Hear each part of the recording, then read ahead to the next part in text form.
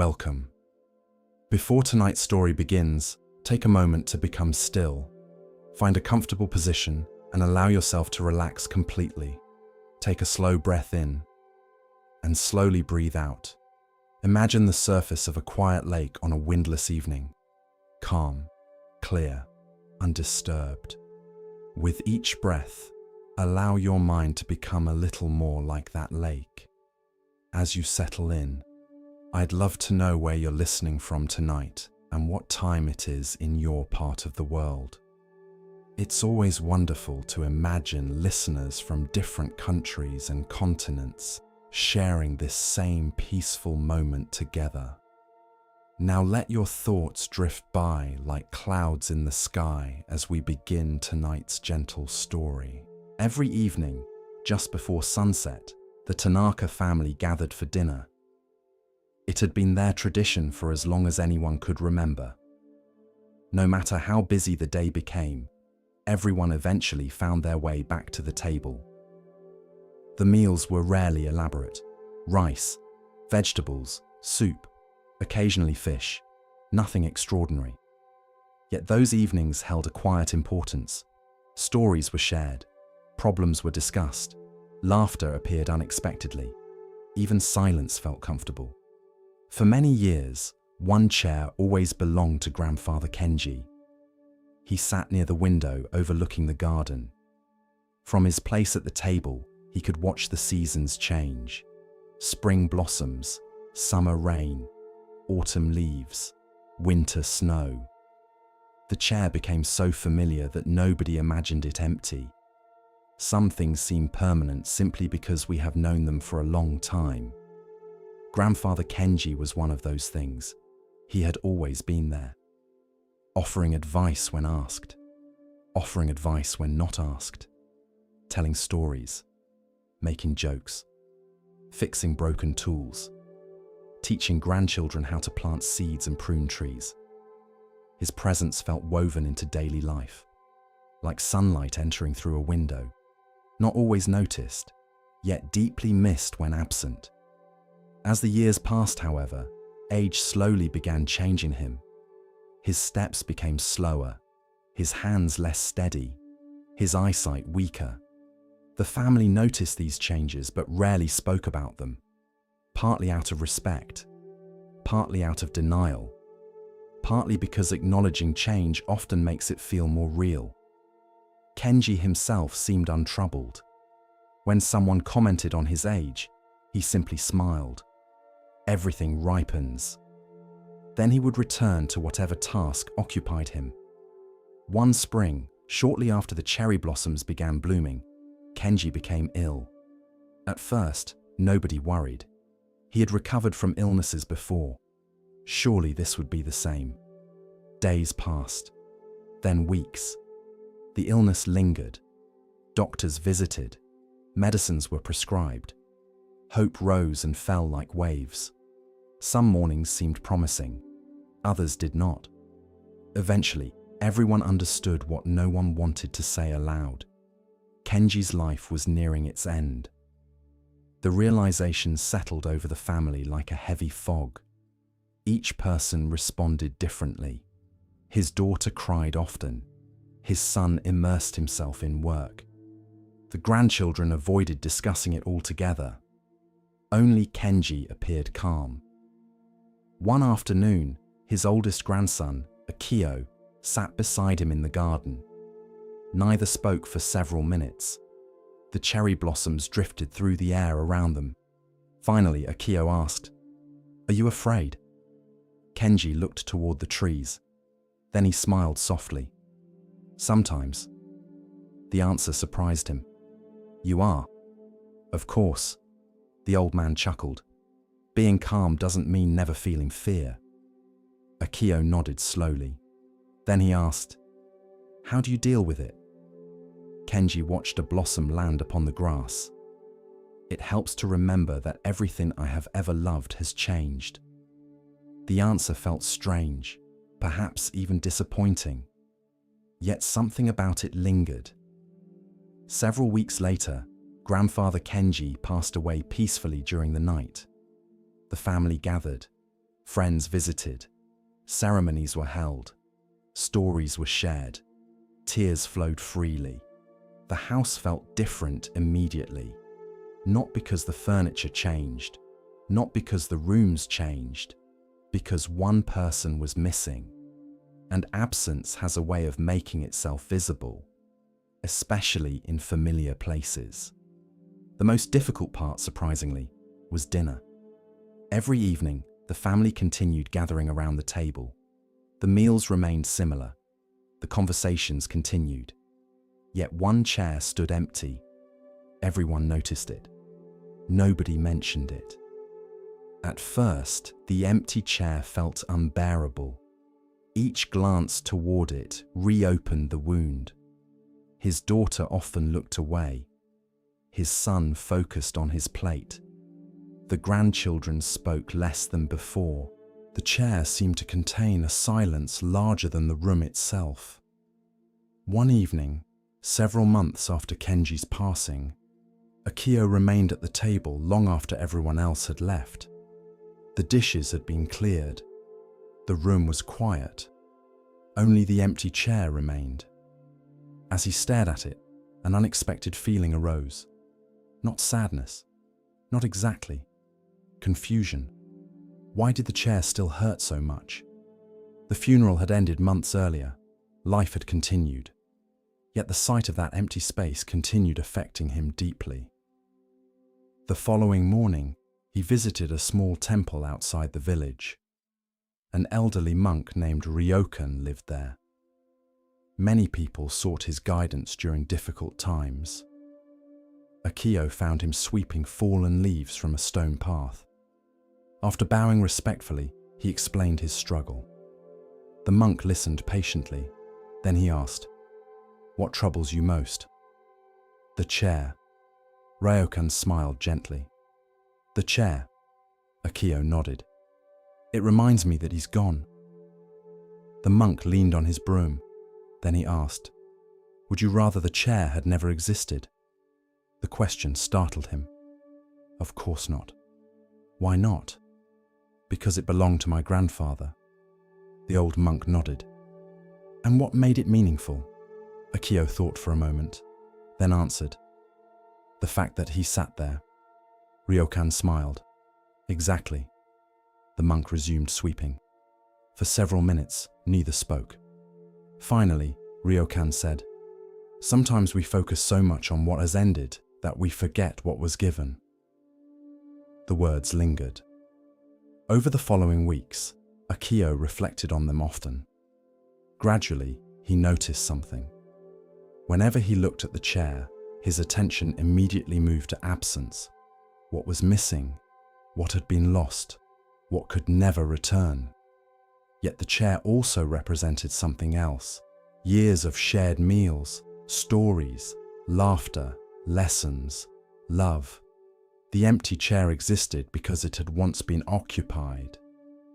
The pain existed because the relationship had mattered. One evening, while sitting alone at the table, he remembered a particular story his grandfather used to tell. A farmer had once complained that autumn leaves fell from the trees.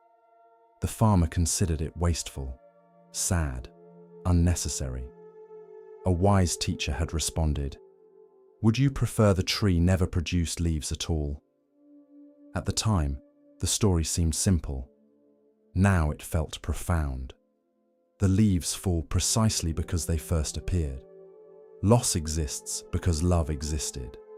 The realization did not erase grief, but it changed its shape. Several months later, the family faced an unexpected decision. They were renovating part of the house. The dining room needed changes. Some suggested removing the empty chair entirely. Others wanted to store it elsewhere. The discussion became surprisingly emotional. Everyone seemed unsure. Finally, Akio spoke. "Leave it." The family looked at him. "Why?" his mother asked. He considered carefully before answering. "Because the chair is not empty." The room grew quiet. His mother wiped away tears, and somehow everyone understood. The chair no longer represented only absence. It represented presence too. A life shared, a place occupied, a love that remained visible even after death. Years passed. The family continued gathering for dinner. New grandchildren were born. Children grew older. The house changed. The garden changed. The world changed. The chair remained. Visitors occasionally asked about it. The family would smile, then tell stories. Stories about Kenji. Stories that might otherwise have faded. In this way, the chair continued serving a purpose, not as a monument to loss, but as a reminder of gratitude. One autumn evening, many years later, Akio sat beside his young daughter during dinner. She had never met Kenji, yet she knew many stories about him. As they ate, she pointed toward the familiar chair. "Why does nobody sit there?" Akio smiled. Then he told her the story. The whole story. When he finished, she remained quiet for a moment. Then she asked, "Do you still miss him?" Akio looked toward the chair. The answer came easily. "Every day." His daughter frowned slightly. "Doesn't that make you sad?" He considered the question. Then he answered, "Sometimes." He smiled softly, "But mostly it makes me grateful." The little girl seemed to think deeply about this. Then she nodded. Children often understand more than adults expect. That night, after everyone had gone to sleep, Akio remained at the table alone. Moonlight entered through the window. The garden outside shimmered softly. The empty chair stood where it always had. Yet it no longer felt empty. Not really, because absence and presence often exist together. A person may leave, yet their influence remains, their words remain, their kindness remains, their lessons remain, their love remains. The chair had never been about furniture. It had always been about memory, about gratitude, about recognizing that impermanence does not erase meaning. The Buddha taught that everything changes. Everything. Relationships, bodies, seasons, lives. Many people hear this teaching and focus only on sadness. But there is another side. Impermanence is also what makes every moment precious. If nothing changed, nothing would matter. If life lasted forever, we might never appreciate it. The cherry blossom is beautiful because it falls. A sunset is beautiful because it ends. A conversation is precious because it cannot be repeated exactly. And a chair becomes meaningful because someone once sat there. Perhaps that is the lesson. Every life eventually leaves an empty chair somewhere. At a table, in a garden, on a porch, beside a river.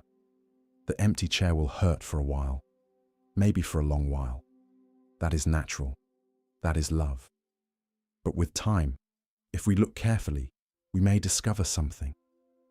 The chair is not only a symbol of loss, it is also evidence of a gift. Evidence that someone was here, that they shared their life, that they left traces of kindness, wisdom, laughter, and love behind them. And when we see that clearly, the chair remains empty. Yet the heart feels a little fuller. For gratitude and grief are not enemies.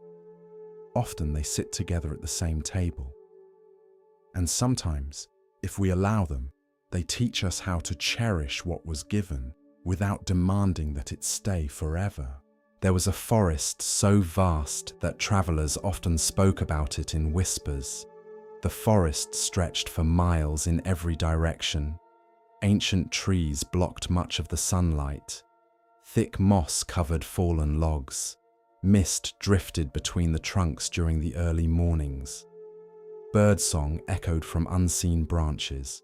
During the day, the forest felt mysterious. At night, it felt endless. Many roads crossed through it. Some led to villages, Some led to mountains. Some disappeared into places few people ever visited. Most travelers passed through safely, yet nearly everyone agreed on one thing. No one enjoyed being lost there after dark. Among the people living near the forest was a young man named Hero. Hero was intelligent, curious, energetic. He loved learning new things. Books fascinated him, maps fascinated him, stories fascinated him. He often dreamed about traveling far beyond the places he knew, yet he carried a hidden weakness. Hero hated uncertainty. Whenever he encountered a problem, he immediately wanted answers. When facing a decision, he wanted guarantees. When considering the future, he wanted certainty, not possibility, not probability, certainty. Unfortunately, life rarely provides such things. One autumn afternoon, Hero set out to visit a village on the far side of the forest. The journey was familiar. He had walked the route before. The weather appeared calm. The sky was clear.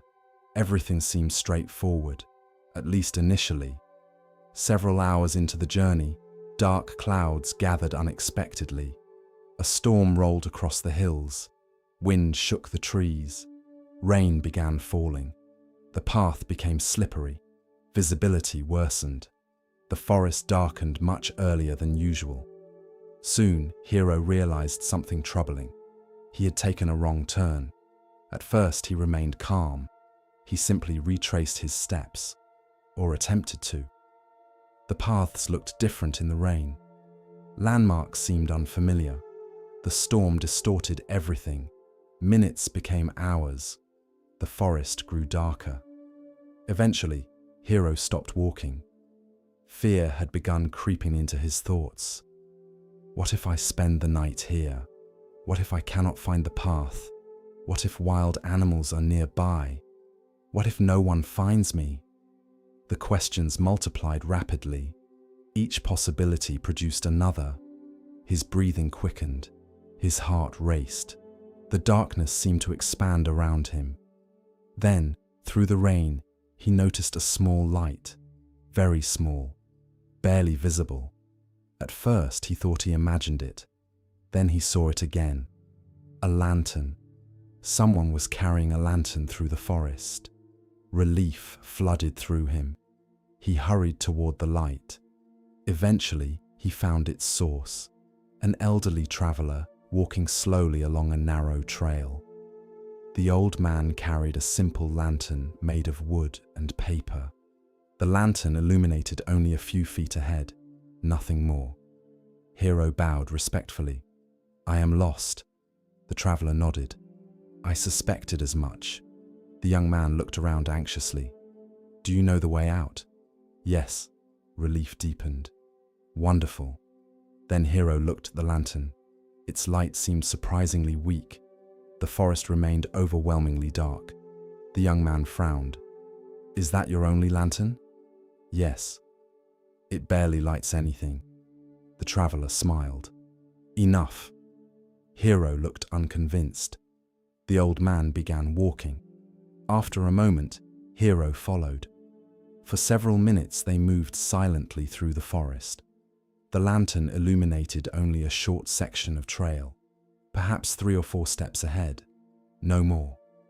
The darkness beyond remained complete. Eventually, Hero grew frustrated. "How can you travel like this?" The old man glanced back. "Like what?" "Without seeing the entire path." The traveler chuckled softly. "I have never seen the entire path." The answer irritated him. What if there is danger ahead? There might be. What if the trail disappears? It might. What if... The old man interrupted gently. "What if the trail continues?" Hero fell silent. The traveler smiled. "The mind enjoys creating darkness beyond the lantern." The two continued walking. Rain tapped softly against leaves overhead. The forest seemed endless. Yet each time they reached the edge of the lantern's glow, a few more steps appeared. Then a few more, then a few more. The path never revealed itself all at once, only gradually, one small section at a time. Several hours later, they reached a small shelter used by travelers during storms. Inside stood a wooden bench and a fireplace. The old man lit a fire. Soon, warmth filled the space. Hero felt calmer. After sharing a simple meal, he asked, "How do you remain so relaxed?" The traveler smiled. "About what?" "The uncertainty."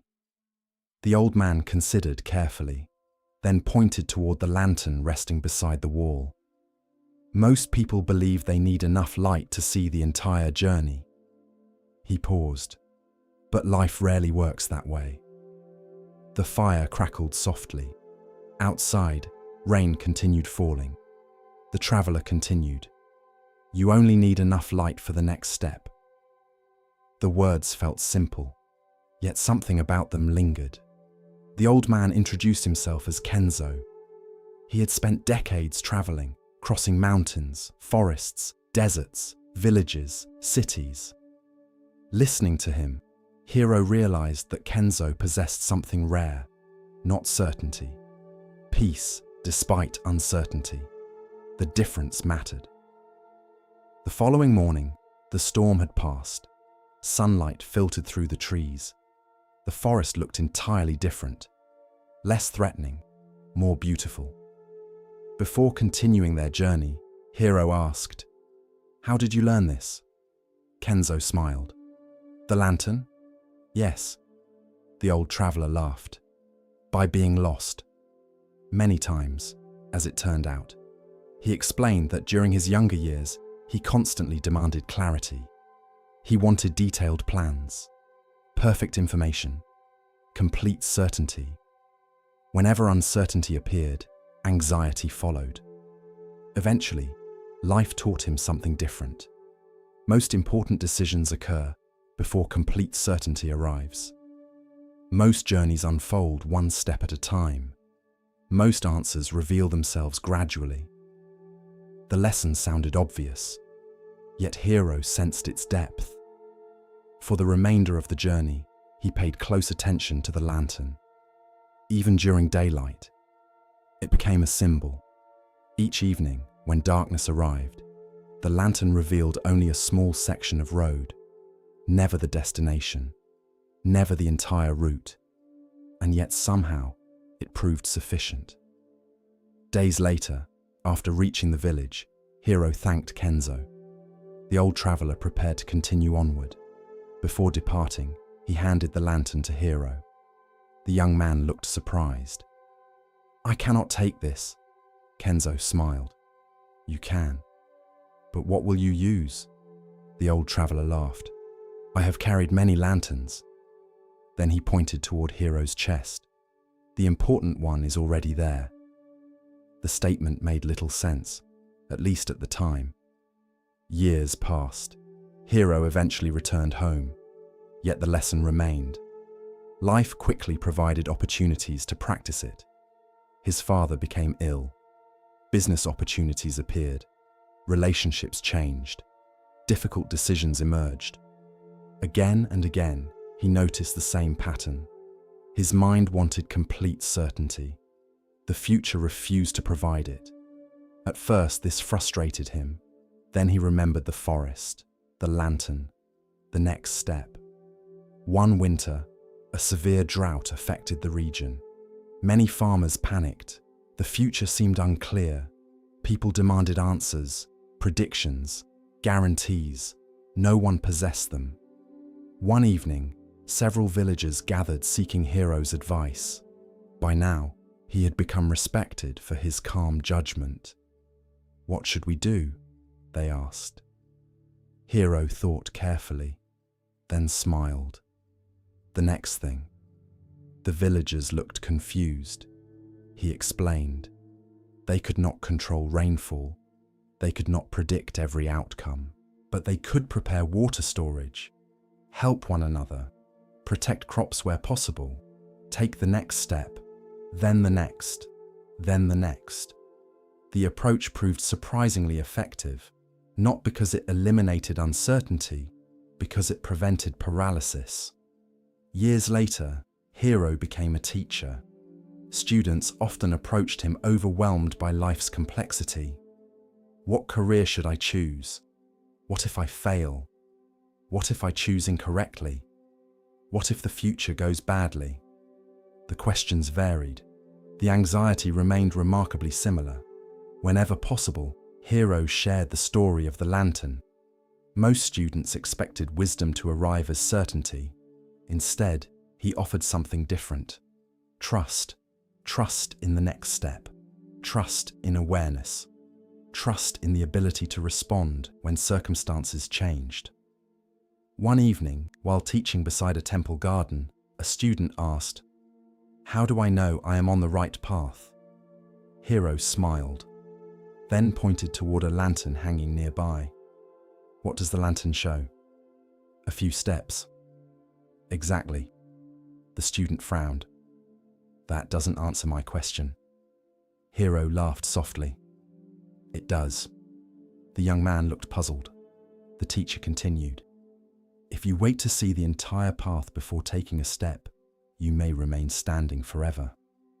Silence settled over the garden. The lesson landed, not fully, but enough. Late in life, Hiro returned to the forest where he first met Kenzo. The trees seemed smaller now, or perhaps he had changed. The paths remained, the streams remained, the silence remained.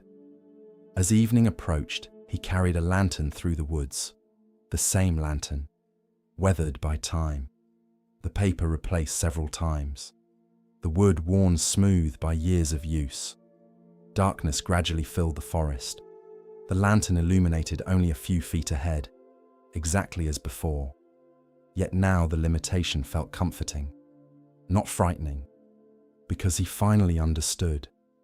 Life itself resembles traveling through a dark forest. We rarely see the entire route, rarely understand the future completely, rarely possess all the answers. And yet, somehow, step by step, the path unfolds. The Buddha often taught that wisdom is not the absence of uncertainty. Wisdom is learning how to move through uncertainty without becoming lost in fear. The lantern never reveals everything. It reveals enough. Enough for this moment. Enough for the next step. Enough to continue. And perhaps that is the lesson. Many people spend years demanding complete certainty before they begin. Complete certainty before they trust. Complete certainty before they change. Complete certainty before they live. But life does not offer such guarantees. The future remains hidden. The path remains mysterious. The forest remains dark beyond the lantern's glow. Yet the next step is usually visible. And then the next. And then the next. You do not need enough light for the entire journey. Only enough light for the step you are taking now. The rest will reveal itself when the time comes, just as it always has, just as it always will. As we continue our journey through the wisdom of Zen Buddhism, let us turn to a tale about recognition and the true nature of worth. This is the next story. This story has a wonderful lesson and tells you a bit more about compassion over fear. The forest had many rulers. At least, that is what the animals believed. The elephants ruled the riverbanks with their size and memory. The monkeys ruled the treetops with their noise and clever hands. The eagles ruled the open sky with their sharp eyes and silent wings. But in the deepest part of the forest, where the trees grew close together and sunlight reached the ground only in thin golden lines, there was one creature everyone feared, the tiger. His name was Varu. He was large, powerful, and scarred from many seasons of survival. His orange coat burned like fire between the trees. His black stripes moved like shadows. When he walked, even the dry leaves seemed afraid to make sound beneath his paws. The animals spoke of him in whispers. Mothers warned their young, "Do not wander near the dark grove." Birds stopped singing when he passed. Monkeys climbed higher. Deer froze at the faintest scent of him. Even the wild boars, strong and stubborn as they were, avoided the paths where his footprints appeared. Varu knew he was feared, and for many years he believed fear was the same as respect. When animals fled from him, he felt powerful. When the forest grew silent around him, he thought it meant he was important. When others trembled, he believed it proved his strength. But the truth was more complicated. Varu was not only feared, he was alone. No animal rested near him. No bird sang close to him. No creature trusted him. Wherever he went, the forest emptied. He told himself this was the way of tigers. A tiger walks alone. A tiger needs no one. A tiger survives by strength. And because he repeated these thoughts often enough, he almost believed them. Almost. Near the edge of the same forest lived a gentle deer named Sila. She was not the largest deer in the herd, nor the fastest, nor the most beautiful. But she had a quiet presence that others trusted. When young fawns became frightened, they stood beside her. When older deer grew tired, she slowed her pace. When birds sounded an alarm, she listened carefully before running, never panicking before understanding. The herd respected her not because she demanded respect, but because she made others feel safe. Sila knew fear well. All deer know fear. It lived in their bodies like a second heartbeat, a snapping twig, a strange scent, a shadow moving too quickly. Fear could save a deer's life. But Sila had learned something many animals did not. Fear was useful as a messenger, dangerous as a master. When fear warned her, she listened. But she tried not to let fear decide everything. This made her unusual. Some deer admired her calmness. Others thought it foolish. One evening, as the herd grazed near a field of tall grass, a young buck named Joran approached her. "You walk too slowly," he said. Sila lifted her head. "Do I?" "Yes, you pause too often. You look at things too long. One day your calmness will get you killed." Sila looked toward the darkening trees. "Perhaps." Joran snorted. "When there is danger, the wise run." "When there is danger, yes," Sila replied. "And when there is only fear?" The young buck had no answer. He flicked his ears and walked away. That night, the moon rose pale above the forest. Mist gathered between the trunks. Most of the herd slept in a sheltered clearing. Sila remained awake for a while, listening. Crickets sang. Leaves rustled softly. Far away, an owl called. Then she heard something else. A low sound, not a roar, not a growl. Something quieter, almost like pain. Sila stood still. The sound came again. It drifted from the direction of the dark grove. The place where no deer willingly went. The place where Varu the tiger was said to hunt. Every instinct in Sila's body told her to turn away. Her ears sharpened. Her legs tightened. Her breathing grew shallow. Fear had arrived, and fear said, "Run." But the sound came again. This time, Sila heard it more clearly. It was not the sound of hunting. It was the sound of suffering. She took one step forward, then stopped. Another deer nearby stirred. "Sila?" whispered an older doe named Mara. "Where are you going?" "I heard something." Mara lifted her head. "What?" "I am not sure." The sound came again from the darkness. Mara's eyes widened. "That is the tiger's direction." "I know." "Then do not go." Sila remained still. The forest waited. Mara spoke urgently. "No good comes from walking toward a tiger." Sila looked at her gently. "Perhaps not." "Then stay." For a long moment, Sila said nothing. Then she answered, "If fear is correct, I will return quickly. And if fear is wrong?" Sila looked toward the dark grove. "Then something may need help." Mara stared at her as though she had lost her senses. Before she could reply, Sila stepped into the trees. The forest became colder beneath the branches. The moonlight weakened. Every shadow seemed alive. Sila moved slowly, placing each hoof carefully upon the earth. Her body remained ready to flee. She did not pretend there was no danger. Compassion is not blindness. It does not walk into darkness with closed eyes. It sees the danger clearly and still asks whether fear is telling the whole truth. The painful sound came again, closer now. Sila followed it through ferns, around fallen logs, and beneath old branches tangled with vines. Then she saw him. Varu. The tiger lay near a dry stream bed, half hidden beneath a leaning tree. One of his front paws was caught in a hunter's iron trap. The trap had closed around his leg, biting deep. Blood stained the ground. His breathing was heavy. His eyes burned with pain and fury. Sila froze. Every story she had ever heard about him returned at once. The tiger who stalked in silence. The tiger who killed without mercy. The tiger whose shadow emptied the forest. Varu saw her. His lips pulled back. A low growl rolled from his throat.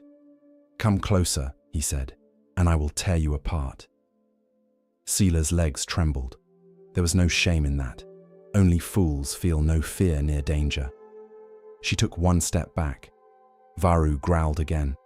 "Run, little deer." Sila should have obeyed. Any other deer would have vanished before his next breath. But she noticed something. The tiger's growl was powerful, but tired. His threat was fierce, but desperate. He was not standing. He was trapped. And beneath his anger, Sila could hear pain. She stayed where she was. "I heard you." Varu's eyes narrowed. "Then you should have run."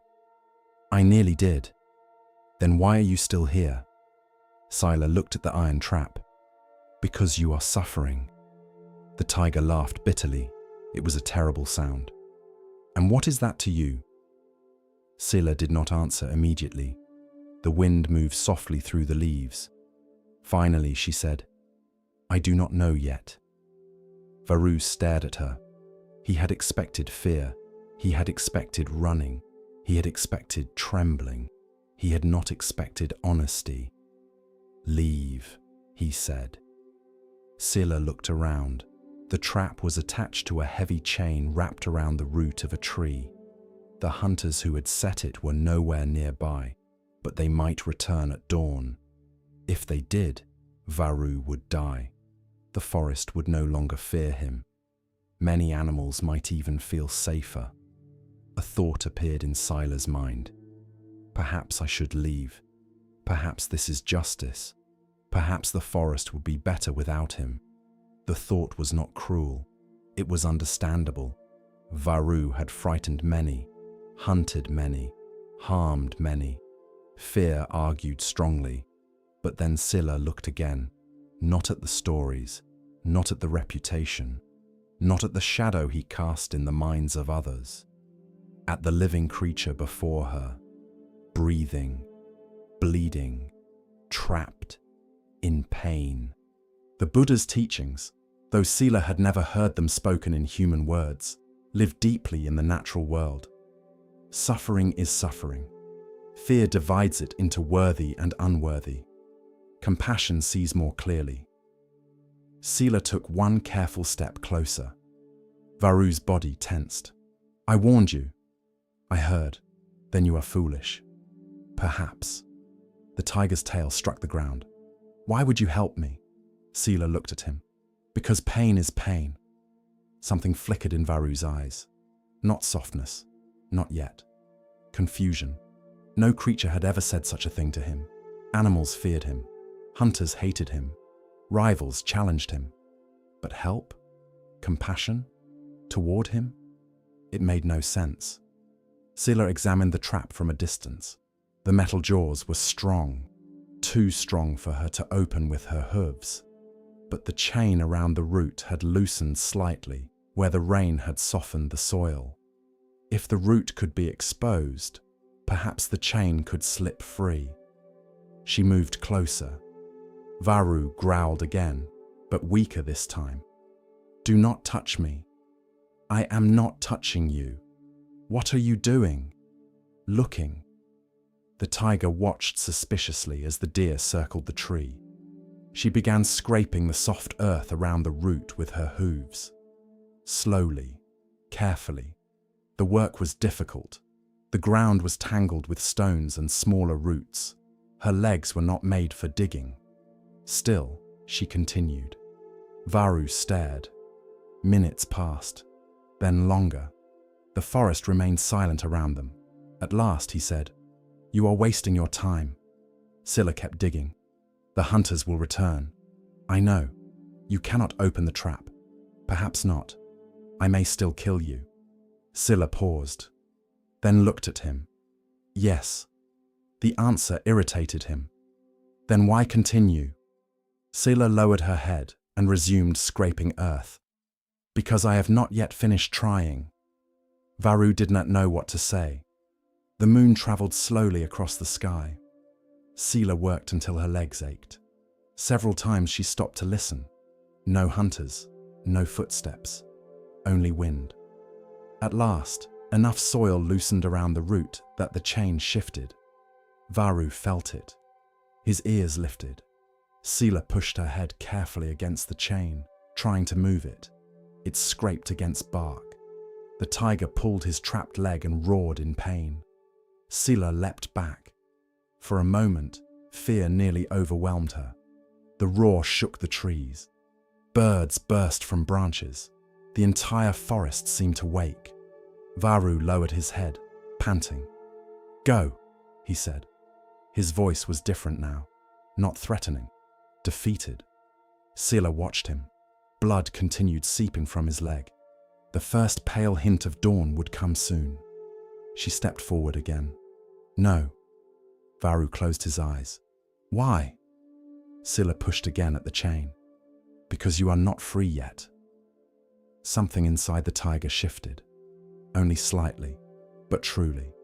For the first time in his life, he did not understand strength. He had believed strength was the power to frighten, the power to dominate, the power to make others flee. But the deer before him was afraid. He could smell it, hear it in her breath, see it in the tremble of her legs. And still she stayed. What kind of strength was that? Sila pushed once more. The chain moved, only a little, then another little. Varu gathered what strength he had left and pulled. Pain shot through his body. The root cracked. The chain slipped lower. Sila scraped more earth away.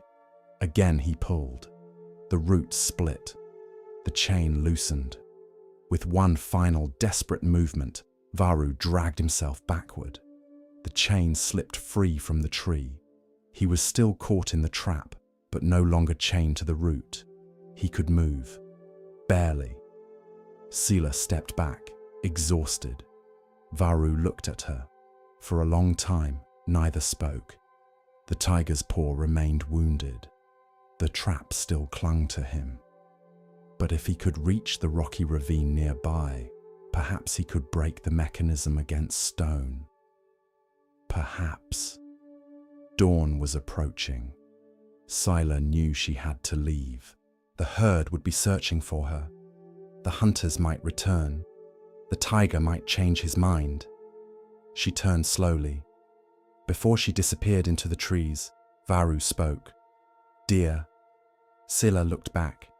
His voice was low, still rough, still proud, but something in it had changed. "What is your name?" "Sila." The tiger repeated it silently. Then he said, "I do not understand you." Sila looked at him gently. "No." She paused. "But perhaps one day you will." Then she walked away into the grey light of morning. Behind her, Varu lay alone with the broken root, the loosened chain, and a question he could not escape. Why would one who fears me choose to help me? The question followed him more painfully than the trap. And for the first time in many years, the tiger feared something other than hunger, hunters, or death. He feared that everything he believed about strength might be wrong. The forest woke slowly. Mist drifted between the trees. Birds greeted the dawn. Sunlight filtered through the branches in pale golden beams. And deep within the dark grove, Varu the tiger remained motionless. Not because he wished to, because he was thinking. The trap still clung to his injured paw. Pain pulsed through his leg. Every movement hurt. Yet the physical pain seemed strangely distant compared to the question turning inside his mind. Why? Why had the deer stayed? The answer should have been obvious. There should have been a reason, a hidden motive, a benefit, some advantage, yet he could find none. The deer had gained nothing. She had risked everything. And for whom? For him, a tiger, a hunter, a creature feared by nearly every animal in the forest. The idea felt impossible, and yet it had happened. Varu lowered his head. For years, he'd understood the world in simple terms: strength and weakness, hunter and hunted, fear and survival. The strong took, the weak fled. That was reality. That was nature. Or so he had always believed. Yet the gentle deer had acted according to a completely different law. A law he could not understand. A law stronger than fear. Several hours later, Varu reached the rocky ravine. The journey exhausted him. 3 times he nearly collapsed. Twice he considered giving up, but eventually he found a narrow gap between 2 large stones. With enormous effort, he wedged the trap into the rocks. Then he pulled. The metal resisted. Again. Nothing. Again. Pain exploded through his leg. Then suddenly, crack, the mechanism broke. The trap fell away. Varu collapsed onto the ground, free, wounded, but free. For several days, he hid within the ravine while his leg slowly healed. Normally, he would have focused entirely on recovery. Instead, his thoughts repeatedly returned to Sila, the deer, her calm voice, her trembling legs, her refusal to leave, her compassion. The memory irritated him because it made him question things, and questioning was uncomfortable. Much easier to trust old beliefs, much easier to remain the tiger everyone feared. Yet something had changed, whether he wanted it to or not. One afternoon, while resting beneath an overhanging rock, Varu noticed a small rabbit trapped beneath a fallen branch. The animal struggled desperately. Its hind leg was pinned. Normally the tiger would have ignored it or eaten it. Such things belong to the ordinary order of life. The rabbit noticed him. Its eyes widened with terror. It stopped struggling, accepted its fate. Varu stared. Then something strange happened. For a brief moment, he saw himself, trapped, helpless, waiting. The memory returned with surprising force. The iron trap, the chain, the pain, the deer.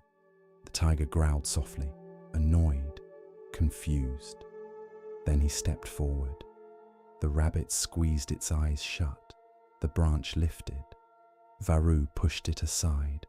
The rabbit remained frozen. Certain death would follow. Instead, the tiger stepped away.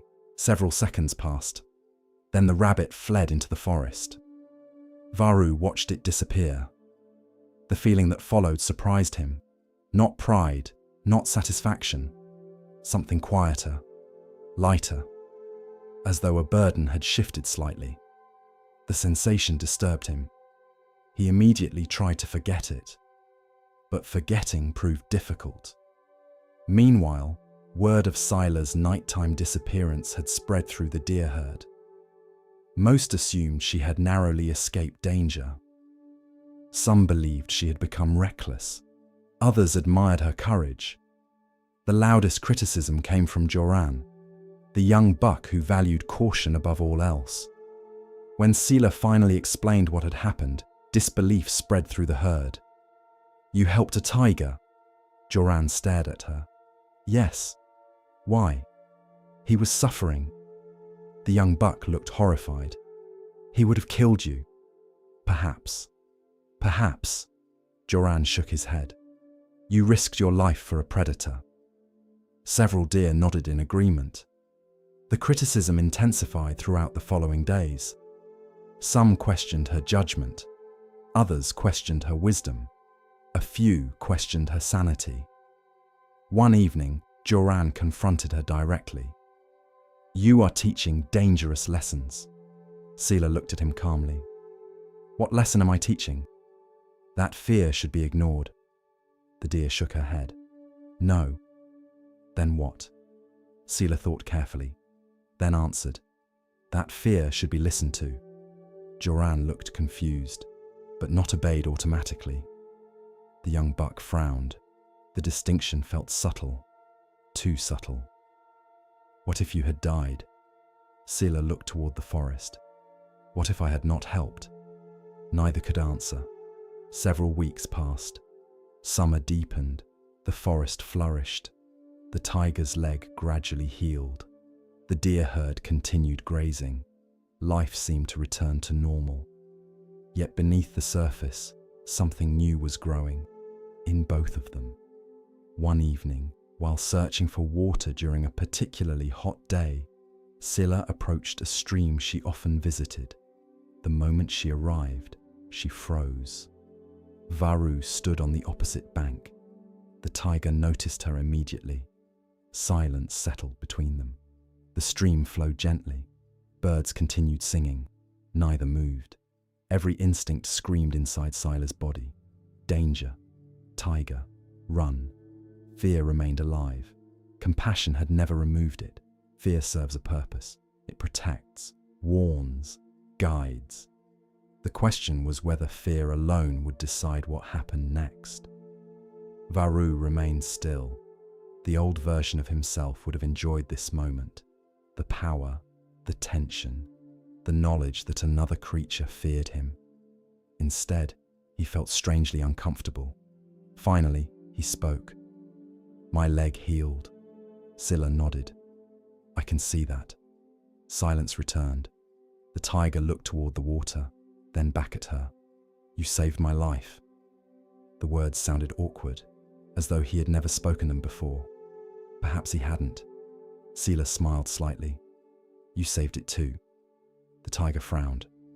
"What do you mean?" "You had to keep trying." The answer puzzled him. Then, unexpectedly, he laughed. A genuine laugh. Short, rough, but real. The sound startled both of them. For a moment, neither seemed certain what to do next. Eventually, Sila lowered her head and drank. Varu did the same. The moment passed. Simple, ordinary, yet somehow significant. When they finally departed, neither felt quite the same as before. Months continued flowing by. Autumn approached. Leaves began changing color. The forest prepared for another cycle. One afternoon, disaster arrived. Hunters, not one or two, an entire group. They entered the forest seeking valuable animal skins. Large traps appeared along hidden paths. Snares were placed near streams. Danger spread quickly. Animals vanished. Birds carried warnings from tree to tree. Fear swept through the forest. For good reason. Unlike imagined dangers, these dangers were real. One morning, panic erupted among the deer. A young fawn had become trapped. The hunters had not yet returned, but they would. Soon. The herd gathered nearby. No one knew what to do. The trap was hidden beneath bushes. Strong metal jaws held the fawn's leg. The little deer cried softly. Its mother stood trembling nearby. Fear dominated everything. Many deer wanted to flee immediately. Others wanted to help, but felt powerless. Then Sila arrived. She examined the trap. The sight awakened old memories. The tiger, the chain, the suffering, the choice. Without hesitation, she began searching for a way to free the fawn. The problem was difficult. The trap was strong. Time was short. Then a shadow appeared among the trees. The herd immediately panicked. "Tiger!" Deer scattered. Fear exploded through the clearing, all except Sila. Varu emerged slowly from the forest. The trapped fawn froze. The mother deer nearly collapsed from terror. Every instinct told the herd to run. The tiger stopped several paces away. His eyes moved from the trap, to the frightened fawn, to Sila. Then he understood. No words were necessary. The deer stared at him. The tiger stared back. For a long moment, neither moved. Then Varu stepped forward. The herd gasped. Several deer prepared to flee. But Sila remained calm. Very calm. The tiger approached the trap. His powerful jaws closed around the metal. Muscles tightened. The mechanism groaned, then snapped open. The fawn tumbled free. Instantly, its mother rushed forward. The pair disappeared into the trees. The herd remained frozen, unable to believe what they had witnessed. The tiger had freed one of them. Not hunted, not attacked, freed. Varu stepped backward, then turned toward the forest. Before leaving, he looked once at Sila. No words, none were needed. Then he vanished among the trees. The clearing remained silent long after he disappeared. The event spread throughout the forest. Animals argued about it for weeks. Some refused to believe it. Others insisted it was a trick. Many simply felt confused. Predators were not supposed to behave that way. Fear relied upon simple stories. The strong threaten, the weak flee. The world is divided. Compassion complicates such stories. Several months later, winter arrived. Heavy snow covered the forest. Food became scarce. Life became difficult.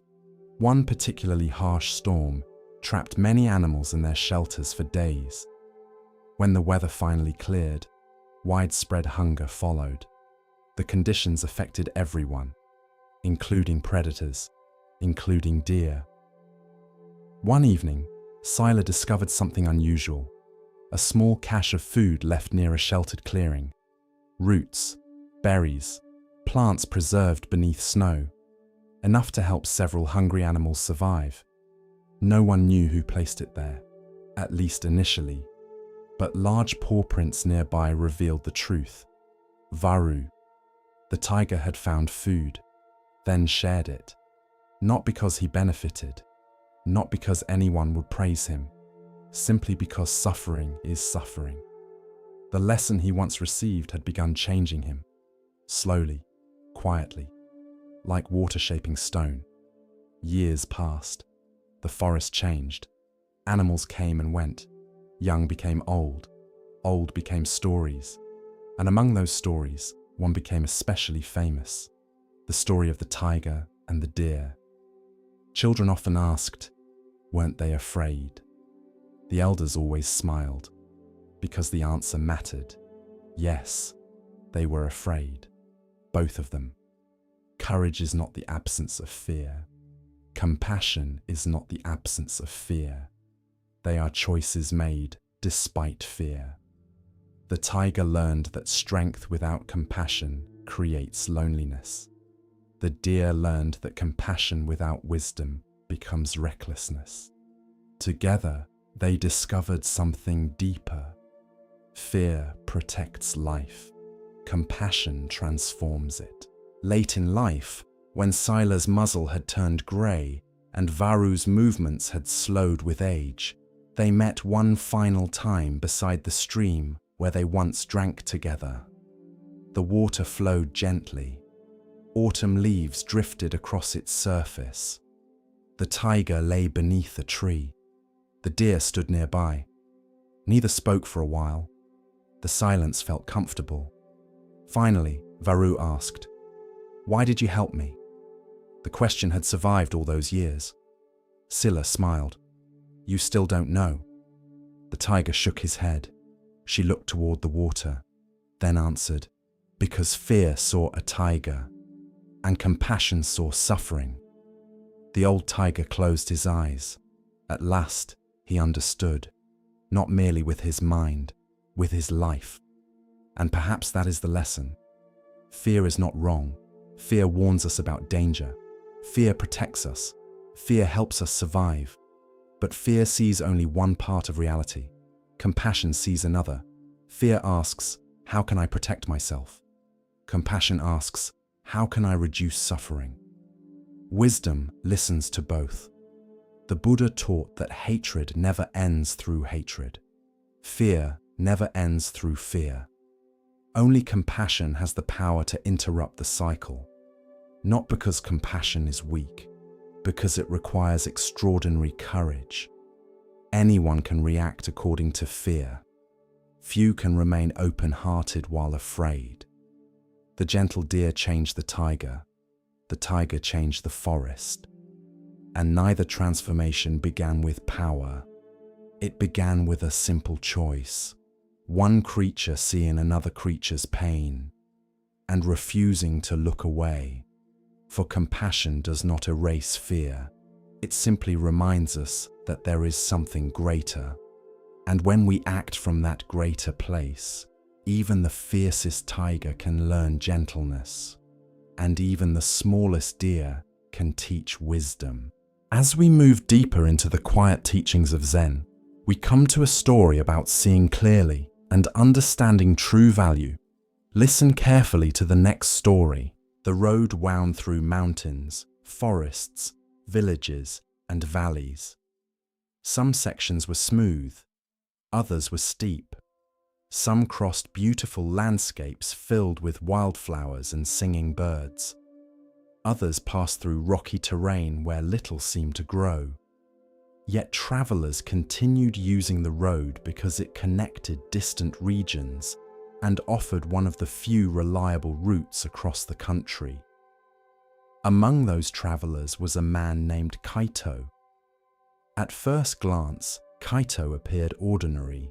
He was neither rich nor poor, neither young nor old. His clothing was simple, his face unremarkable.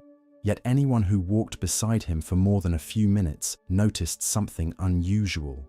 His backpack. The pack looked enormous, far larger than necessary. It sat heavily upon his shoulders. The straps dug deeply into his clothing. His posture leaned forward from the weight. His steps seemed slower than they should have been. Whenever travelers passed him, they often asked the same question. "What are you carrying?" Kaito usually smiled politely. "Just my things." The answer ended most conversations. Yet it was not entirely true, because the backpack contained more than clothing and supplies. Much more. Years earlier, Kaito had begun carrying certain memories. Not literally, emotionally. A betrayal by a trusted friend, the death of his father, a failed business, a relationship that ended painfully, a public embarrassment he never forgot, an opportunity he missed, a mistake he deeply regretted. The events themselves had happened long ago, yet Kaito continued carrying them, replaying them, revisiting them, protecting them, feeding them. The backpack became a perfect symbol. Every regret added weight. Every resentment added weight. Every old wound added weight. He rarely noticed the process. The burden accumulated gradually, like stones dropped into a bag one at a time. No single stone seemed significant. Eventually, the load became enormous. Yet because he carried it every day, it felt normal. At least to him. One spring morning, Kaito arrived at a mountain village. The journey there had been difficult. Steep trails, cold weather, strong winds. His shoulders ached, his back throbbed, his knees hurt. After renting a small room for the night, he sat outside an inn watching the sunset. An elderly monk happened to be staying there as well. The monk's name was Ryokan. He carried no backpack, only a walking staff and a small cloth bag. The contrast amused Kaito. The old man looked light enough to be carried by the wind. Eventually, the monk sat beside him. Neither spoke for several minutes. The sky slowly changed color. Orange became red. Red became violet. The village grew quieter. Finally, Ryokan asked, "How far have you traveled?" Kaito named several regions. The monk nodded. "A long journey?" "Yes." "And a heavy one?" Kaito laughed. "You noticed the backpack?" The old monk smiled. "It is difficult not to." Kaito shrugged. "A traveler needs supplies." The monk nodded. "Of course." Then he asked, "What would happen if you removed a few unnecessary things?" The younger man smiled. "I already carry only what I need." The old monk did not argue. He simply nodded. The conversation ended. Or so Kaito thought. The next morning, they found themselves leaving the village at nearly the same time. Their routes followed the same mountain path. So, they walked together. The road climbed steadily.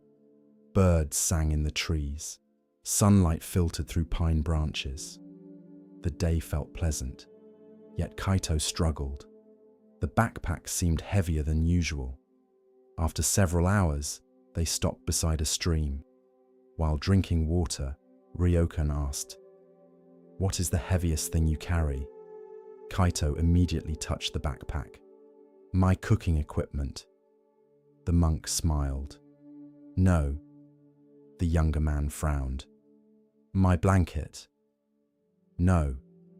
"My water." The monk shook his head gently. "No." Silence settled between them.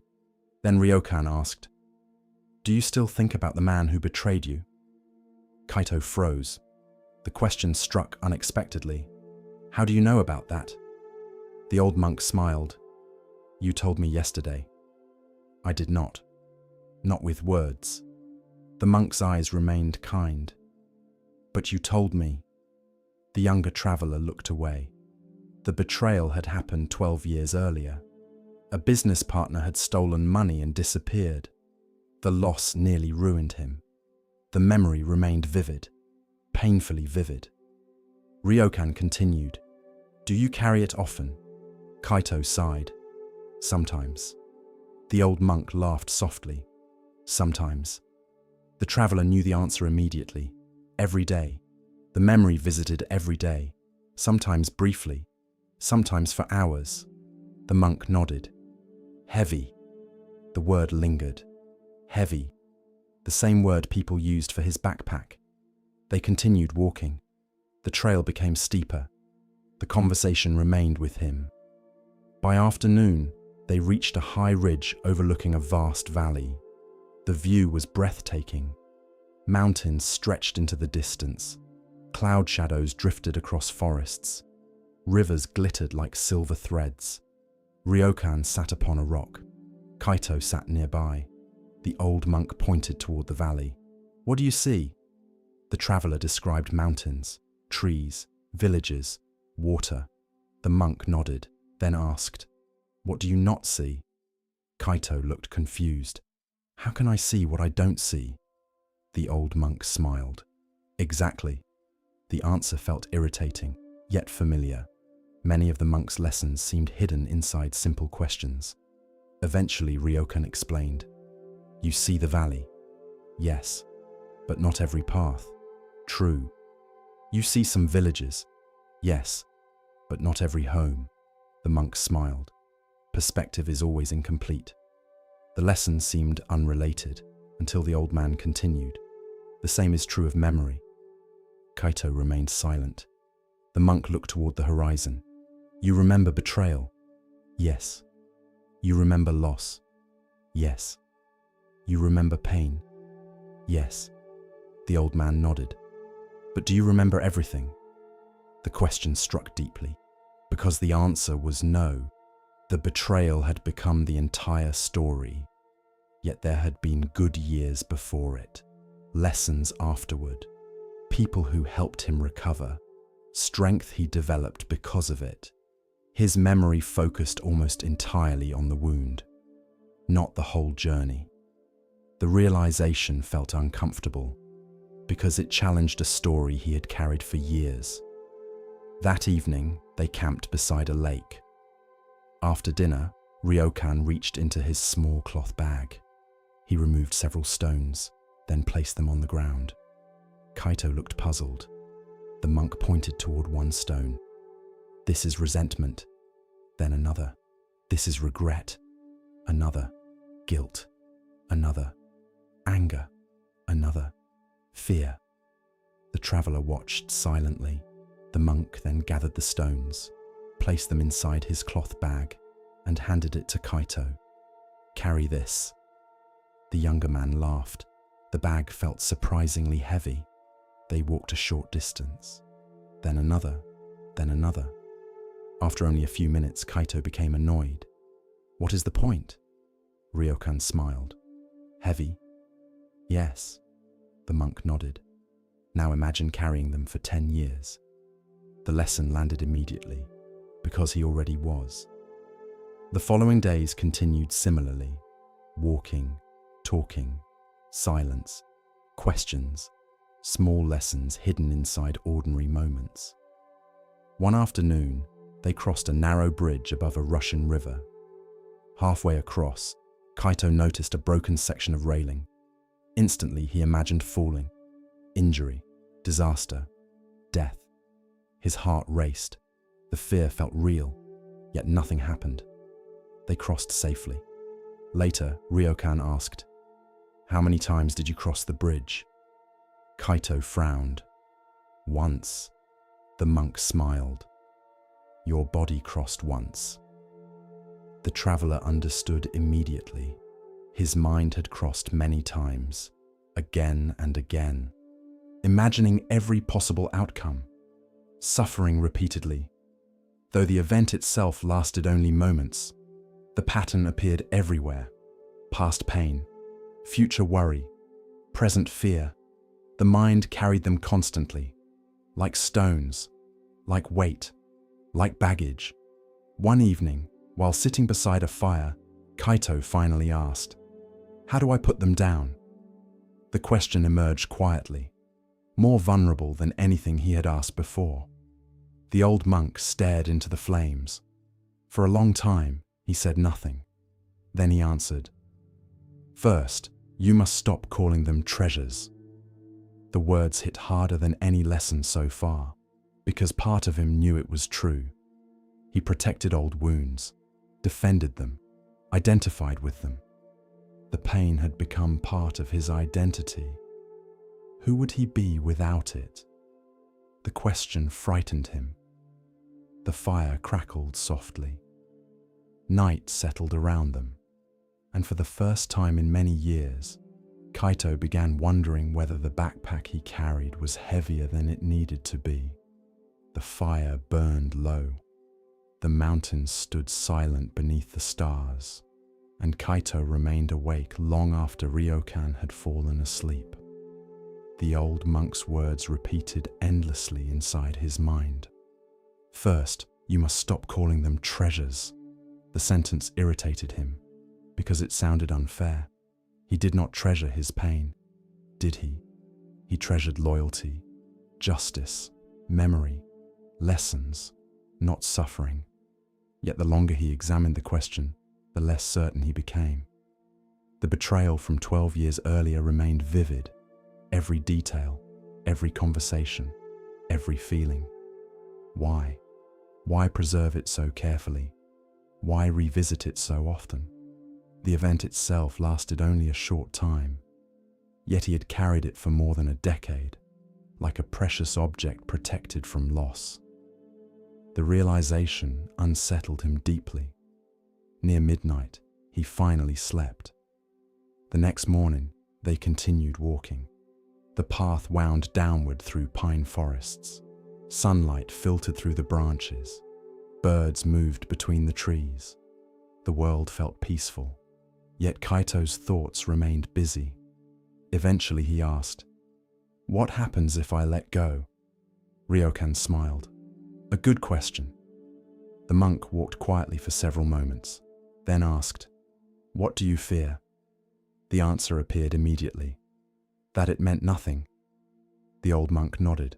The traveler continued, "If I stop carrying the betrayal, if I stop carrying the anger, if I stop carrying the regret, then maybe all that suffering meant nothing." The forest grew quiet around them.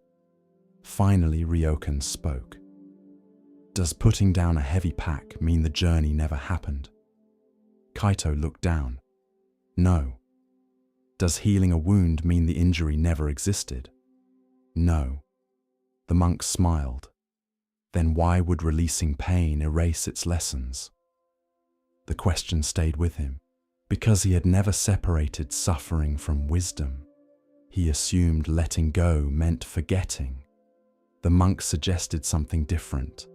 Perhaps the lesson could remain after the pain departed, like a traveler keeping the map while discarding the stone that came wrapped inside it. That afternoon, they reached a small village. The villagers welcomed travelers warmly. A festival happened to be taking place. Children ran through the streets. Musicians played near the market. Laughter filled the air. The atmosphere felt joyful. Yet one scene caught Kaito's attention. An elderly woman sat beside a food stall. A young child accidentally knocked over her basket of fruit. Apples rolled across the street. Several became damaged. The child froze, terrified. Everyone nearby saw what happened. The old woman looked down, examined the fallen fruit, then smiled. "It's all right." The child stared. Certain punishment would follow. Instead, the woman began gathering apples. The child quickly joined her. Several others helped too. Within minutes, the situation was resolved. The festival continued. Kaito watched thoughtfully. The woman could have become angry. She had every reason. Instead, she chose something else. Later, he mentioned the scene to Ryokan. The monk nodded. "Interesting." "What?" "She dropped the fruit." The traveler frowned. "The child dropped the fruit." The old monk smiled. "Only physically." The answer confused him. The monk continued. "The child dropped apples. The woman could have dropped her piece. She chose not to." The lesson lingered, because he realized how often he had done exactly that. Someone else's actions had occurred years ago, yet he continued dropping his piece every day, again and again, long after the event ended. The following morning, the road entered a narrow canyon. Steep cliffs rose on either side. The air felt cool. Echoes lingered strangely between the rocks. Halfway through the canyon, they encountered another traveler, a man carrying a backpack even larger than Kaito's. The sight seemed almost comical. The stranger struggled visibly. Sweat covered his face. His breathing sounded labored. Every step appeared painful. Eventually, the man stopped, collapsed beside the path, and began unpacking his belongings. The pile seemed endless. Extra cooking pots, duplicate blankets, broken tools, rocks collected from previous journeys, objects with no practical use whatsoever. Kaito stared. The load looked absurd. Why carry all that? The stranger looked genuinely surprised. What if I need it? The answer sounded painfully familiar. The man spent several minutes sorting through his possessions. Eventually, he discarded nearly half of them. The difference was immediate. When he stood again, his posture improved. His face brightened. His movement became easier. The traveler laughed aloud. I should have done that years ago. After he departed, Ryokan looked toward Kaito. Neither spoke. No words were necessary. The lesson had arrived clearly enough. That evening, they camped beside a river. The water moved steadily toward the sea, never pausing, never clinging, never looking back. While watching the current, Kaito found himself remembering his father. Not the death, not the hospital, not the grief, something else. A fishing trip from childhood, a joke, a smile, a lesson about patience. The memory surprised him. For years, thoughts of his father led almost exclusively toward loss. Now other memories appeared, good ones, warm ones, complete ones. The sadness remained, but it no longer dominated everything else. The realization brought tears to his eyes, not painful tears, relieved ones. The monk noticed, yet said nothing. Sometimes silence teaches best. Several days later, they reached a mountain pass. The climb proved difficult. Strong winds pushed against them. Loose stones shifted beneath their feet. The journey required effort, real effort. During one particularly steep section, Kaito stopped suddenly. His backpack felt unbearable. Without thinking, he removed it, set it on the ground, and sat beside it. The relief was immediate. His shoulders relaxed. His breathing deepened. His body felt lighter. The sensation lasted only moments, yet it revealed something important. He had forgotten what lightness felt like. The monk sat beside him. After several minutes, Ryokan asked, "How does it feel?" Kaito smiled. "Good." The old man nodded. "What changed?" "The pack." The monk shook his head gently. "No." The traveler frowned. "What do you mean?" "You changed." The wind moved softly around them. The monk continued. "The backpack remained the same. You stopped carrying it." The words settled deeply. Because that was exactly the lesson. The memories existed. The past existed. The experiences existed. The difference was carrying or not carrying. The following week brought rain. Long days of rain. The road became muddy. Travel slowed considerably. One evening, while sheltering beneath a rocky overhang, Kaito finally asked the question he had avoided. "What about guilt?" The monk looked toward him. "What about it?" The traveler stared into the rain. "There are things I regret." The words emerged slowly, painfully. Mistakes, failures, moments he wished he could change. The old monk listened patiently, then asked, "Can guilt repair the past?" "No." "Can it teach?" "Sometimes." The monk nodded. "Then keep the lesson." The traveler looked confused. "And the guilt?" Ryokan smiled. "Why keep the packaging after opening the gift?" The answer stunned him. Because he had spent years confusing the two, he assumed the lesson required the suffering. The monk suggested otherwise. Wisdom could remain, punishment could leave, growth could remain, self-condemnation could leave. The distinction felt revolutionary. Months passed. The journey continued. So did the transformation, slowly, gradually, like a river shaping stone. No dramatic awakening arrived. No magical moment solved everything. Instead, countless small releases accumulated. A resentment set down, a regret softened, a fear questioned, an old story revised. One stone at a time, one burden at a time, one step at a time. The process felt remarkably similar to unpacking a heavy backpack. Not all at once. Carefully, deliberately, with patience. Eventually, the road led them toward the sea. The journey that began in the mountains approached its end. One evening, they sat on a cliff overlooking the ocean. Waves crashed below.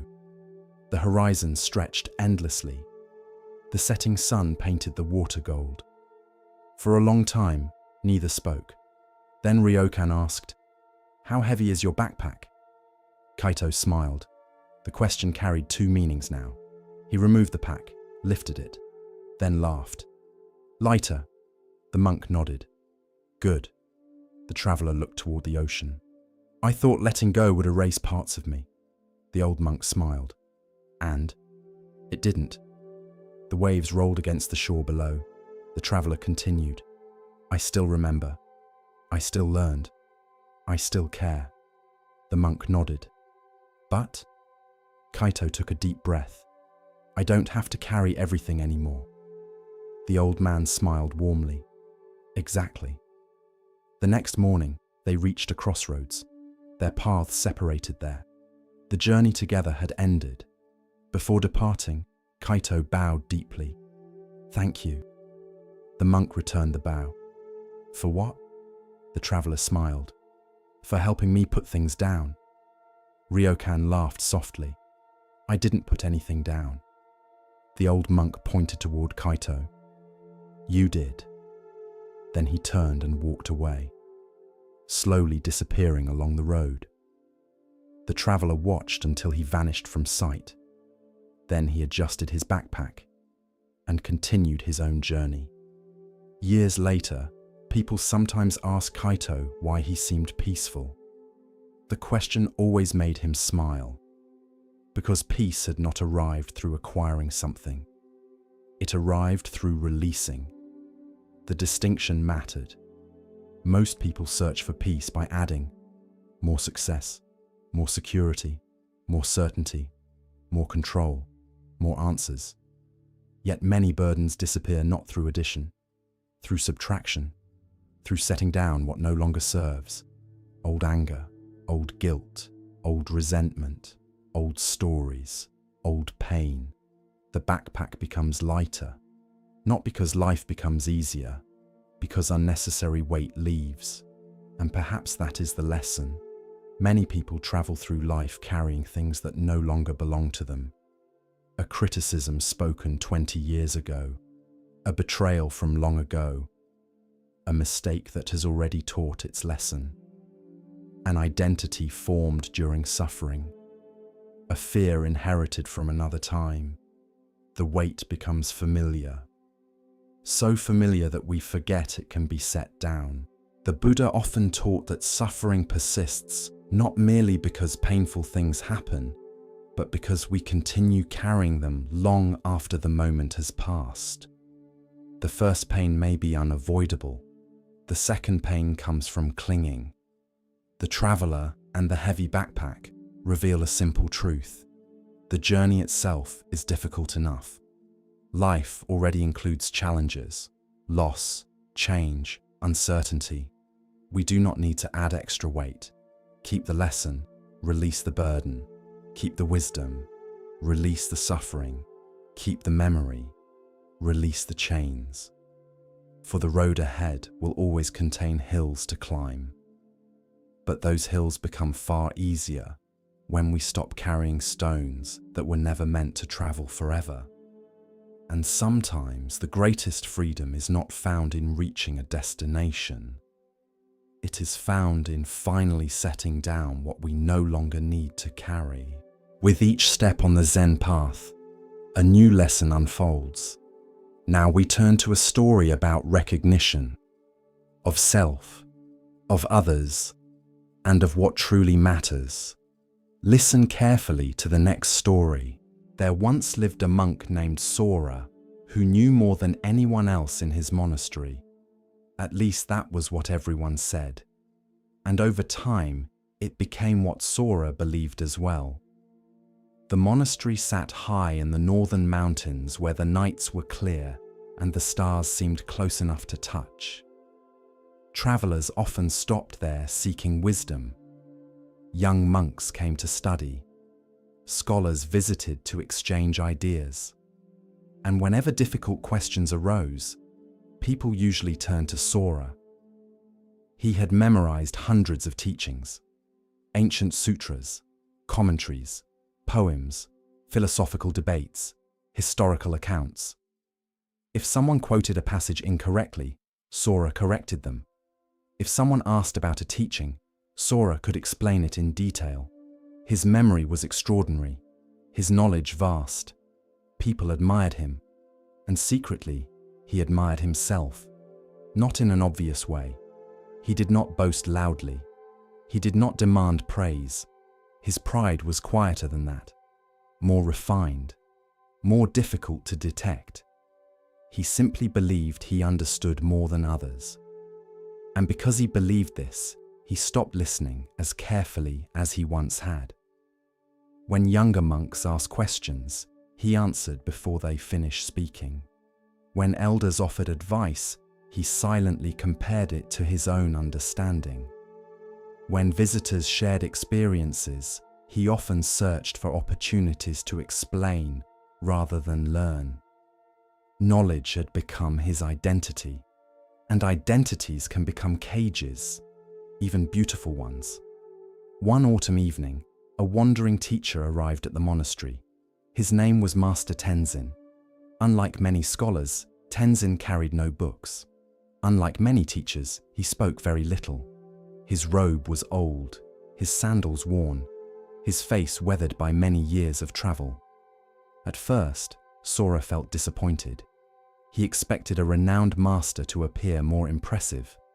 Yet the abbot welcomed the visitor warmly, very warmly, which surprised him. For several days, Tenzin remained at the monastery. The monks expected lectures, teachings, formal discussions. None came. Instead, the old teacher helped carry water, swept paths, prepared meals, worked in the garden. The younger monks seemed puzzled, Sora most of all. Finally, after several days, he approached the visitor. "Master," Tenzin smiled. "Yes? I have heard much about you." The old teacher nodded. "I hope not too much." The answer confused him. Sora continued. "People say you are wise." Tenzin laughed softly. "People say many things." The younger monk frowned. The conversation felt strangely difficult, like trying to hold water. Eventually he asked, "What teaching do you consider most important?" The old teacher looked toward the sky. The sun was setting. The first stars were appearing. Then he answered, "The one I am practicing right now." The answer irritated Sora immediately, because it sounded vague, incomplete, unsatisfying. He wanted philosophy, not simplicity. That evening, Sora sat in the library. Books surrounded him. Scrolls lined the walls. Candles flickered softly. The familiar environment brought comfort. Here, he felt secure, certain. Knowledge filled every shelf. The room represented everything he valued. As he studied, one of the younger monks entered. The novice looked nervous. "Brother Sora?" "Yes?" "I wanted to ask a question." The younger monk hesitated. "What is enlightenment?" Sora smiled. Finally, a proper question. For nearly an hour, he explained. He quoted sutras, referenced historical masters, explained philosophical concepts, described various schools of thought. When he finished, the novice thanked him politely, then left. Several minutes later, Sora happened to pass through the courtyard. There sat the same novice beside Master Tenzin. The younger monk asked the same question. "What is enlightenment?" Tenzin picked up a fallen leaf, held it gently, then asked, "What do you see?" The novice looked carefully. "A leaf." The old teacher smiled. "Good." Several minutes later, the conversation ended. The novice walked away smiling, genuinely smiling. The sight annoyed Sora.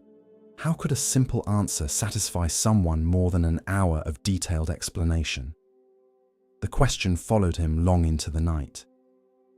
The next morning, the monastery awoke before dawn. A clear sky stretched overhead. Thousands of stars filled the darkness.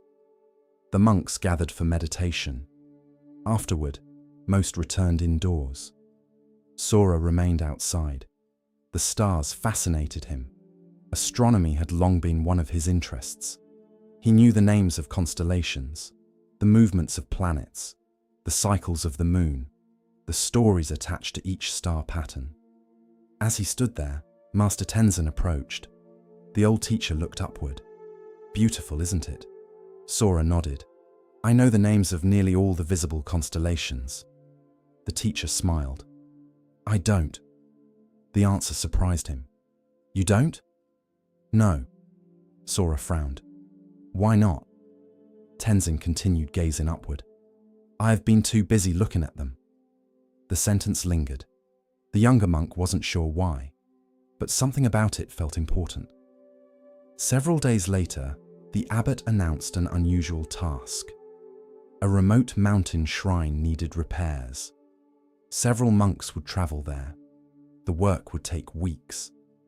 To Sora's surprise, he was chosen. So was Master Tenzin. The journey began the following morning. The path climbed steadily into the mountains. Forests surrounded them. Streams crossed the trail. Birdsong echoed through the trees. The scenery felt peaceful. Yet Sora spent much of the journey discussing ideas, philosophy, history, scripture, debate. The old teacher listened politely, occasionally smiling, rarely responding. Eventually Sora became frustrated. "Do you disagree?" Tenzin looked surprised. "With what?" "Anything." The teacher laughed softly. "Why must I disagree?" The younger monk sighed. "Because discussion sharpens understanding." The old man nodded. "Sometimes." The answer felt incomplete. Again. Several days into the journey, they reached a mountain lake. The water was perfectly still. Not a ripple disturbed its surface. The monks stopped to rest. While others ate lunch, Tenzin sat beside the water silently. Sora joined him. For several minutes, neither spoke. Finally, the younger monk pointed toward the reflection. "The lake reflects the mountains perfectly." Tenzin nodded. "Yes." "Why?" The teacher smiled. "Because it is still." The answer arrived so quickly that Sora almost missed it. Then he understood, or thought he did. The mind is like the lake. The old teacher smiled. "Perhaps." The younger monk felt pleased. He recognized the metaphor, understood the symbolism, connected it to familiar teachings. Tenzin looked at him kindly, then asked, "Is your mind still right now?" The question landed unexpectedly, because the answer was no. His mind was analyzing, comparing, interpreting, thinking, constantly thinking. The realization felt uncomfortable. Weeks passed. The repair work continued. The shrine stood on a remote cliff overlooking vast valleys below. The labor was simple: carrying stones, repairing walls, clearing paths. Physical work occupied most of the day.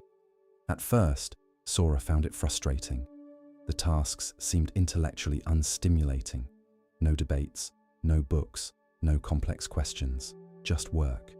Yet gradually, something changed. While carrying stones, he carried stones. While repairing walls, he repaired walls. The simplicity became strangely peaceful. For brief moments, thinking ceased. Not because he forced it, because attention became complete. The experience felt unfamiliar and refreshing. One evening, after a long day of work, the monks sat beneath a sky overflowing with stars. The air felt cool. The valley below was silent. The stars seemed endless. Sora found himself studying them automatically, naming constellations, recalling astronomical facts, calculating positions. Then he noticed Tenzin. The old teacher simply looked. No analysis, no categorization, just looking. The younger monk suddenly realized something. For years, he had known about the stars. but he rarely experienced them. The distinction stunned him. Knowledge described reality. Experience touched it. The two were not identical, not even close. The realization continued deepening. The next morning, he noticed birdsong differently, the wind differently, the feeling of sunlight differently. Not because these things changed, because his attention changed. For years, concepts had stood between him and direct experience. Names, definitions, explanations, descriptions, useful things, valuable things, yet incomplete things. The menu was not the meal. The map was not the territory. The word was not the experience. The understanding arrived gradually, like dawn. Several weeks later, the repair work ended. The shrine stood renewed. The monks prepared to return home. Before leaving, Sora climbed alone to a rocky overlook. The view stretched for miles. Mountains, forests, rivers, sky. For a long time, he sat quietly. No analysis, no interpretation, no need to understand everything, just presence. The experience felt simple, yet profound. For the first time in many years, he stopped trying to grasp reality and simply allowed it. During the journey home, Sora walked beside Tenzin. After several hours, he finally spoke. "I think I understand." The old teacher laughed. Dangerous words. The response made him smile. Then Sora continued. "I spent years counting stars." Tenzin nodded. "Yes, but I forgot to look at the sky." The old teacher stopped walking. For a moment, neither spoke. Then Tenzin bowed slightly. The gesture surprised him. "Why are you bowing?" The teacher smiled. "Because you finally answered your own question." Months later, the wandering teacher departed. Life at the monastery returned to normal. Or so it seemed. The library remained. The books remained. The teachings remained. Sora continued studying, continued learning, continued teaching. But something fundamental had changed. Knowledge no longer felt like ownership. It felt like a tool, a guide, a finger pointing toward the moon. Not the moon itself. When younger monks asked questions, he still answered. But more often, he asked questions in return. More often, he encouraged direct experience. More often, he admitted uncertainty. And strangely, the more humble he became, the wiser he seemed. Years later, a novice entered the monastery. Bright, curious, exceptionally intelligent. The young monk reminded everyone of Sora, including Sora himself. One evening, the novice proudly recited dozens of teachings from memory.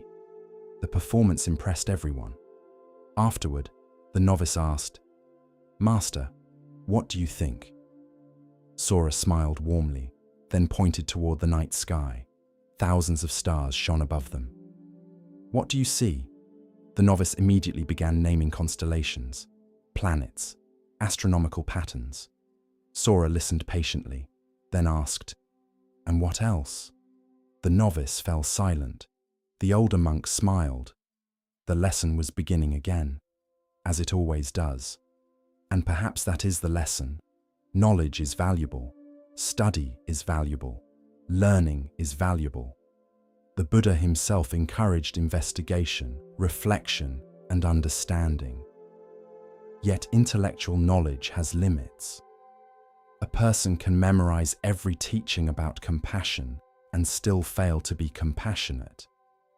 A person can understand every description of stillness and still possess a restless mind. A person can count every star and never truly experience wonder. The monk who counted the stars reminds us that wisdom requires more than information. It requires direct experience, presence, practice. The Buddha often compared teachings to a raft, useful for crossing a river, but not something to carry forever afterward. Concepts guide us. Experience transforms us. Knowledge points the way. Practice walks the path. For the person who only studies water may remain thirsty. The person who drinks understands something entirely different. And sometimes the greatest wisdom begins the moment we stop counting stars long enough to simply look up and see the sky. As our exploration of Zen Buddhism deepens, let us listen to a story that reveals how true worth is often overlooked. Here starts the next story. Long ago, in a kingdom surrounded by rivers and rice fields, there was a lake unlike any other. From a distance, the lake appeared beautiful. Its waters reflected the sky. White clouds drifted across its surface. Birds nested among the reeds. Travelers often stopped to admire it. Yet anyone who came closer noticed something strange. The water near the shore was dark and muddy. The bottom of the lake was thick with silt. Rotting leaves gathered beneath the surface. The smell was not always pleasant. Many villagers avoided it. Children rarely played near it. Most people preferred the clear streams flowing down from the mountains. Only one thing drew visitors to the lake. Every summer, thousands of lotus flowers bloomed across the water. Their petals were brilliant white and soft pink. Their fragrance drifted through the air.